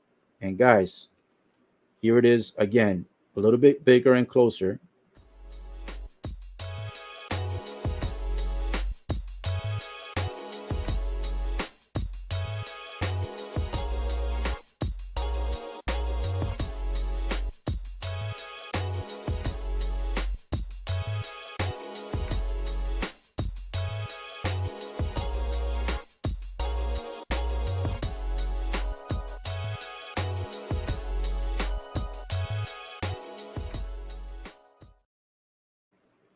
There you go, guys. So those are the platforms. Make sure you follow them all. And guys, DM me directly. Let me know if you enjoyed this, and let me know if you enjoyed any of the previous ones as well. Thank you guys for tuning in. Maybe on a future one, I may go ahead and show my face again so you guys can see the facial expressions. Because of course, some of you actually do enjoy the facial expressions. It makes you laugh. Just like Kelly Lincoln stated earlier. She says, Hola, miss your face with the commentary. Don't worry, sweetheart. I will make sure that next one we try to get some facial expressions on here so you guys can laugh at my goofy face at the reactions to the pay-per-view as I'm giving you guys the results. Thank you so much again, guys. I appreciate your time. I value your time, by the way, because you guys could have been doing anything else, but you chose to spend it here with me. Have a great night, guys. By the way, we also have other videos coming up for live streams for things on crypto and other sports. So make sure you tune in. We're doing NFL and college football when it comes back. We're doing MLB when it comes back.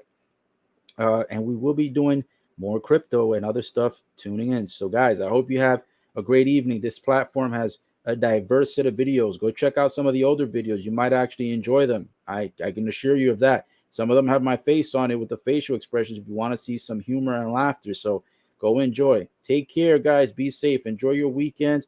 And catch me on the next stream. Make sure you guys hit the bell notifications and follow me on all platforms so you can stay alert as soon as I do more live commentary like this. Thank you guys for your time. I appreciate it.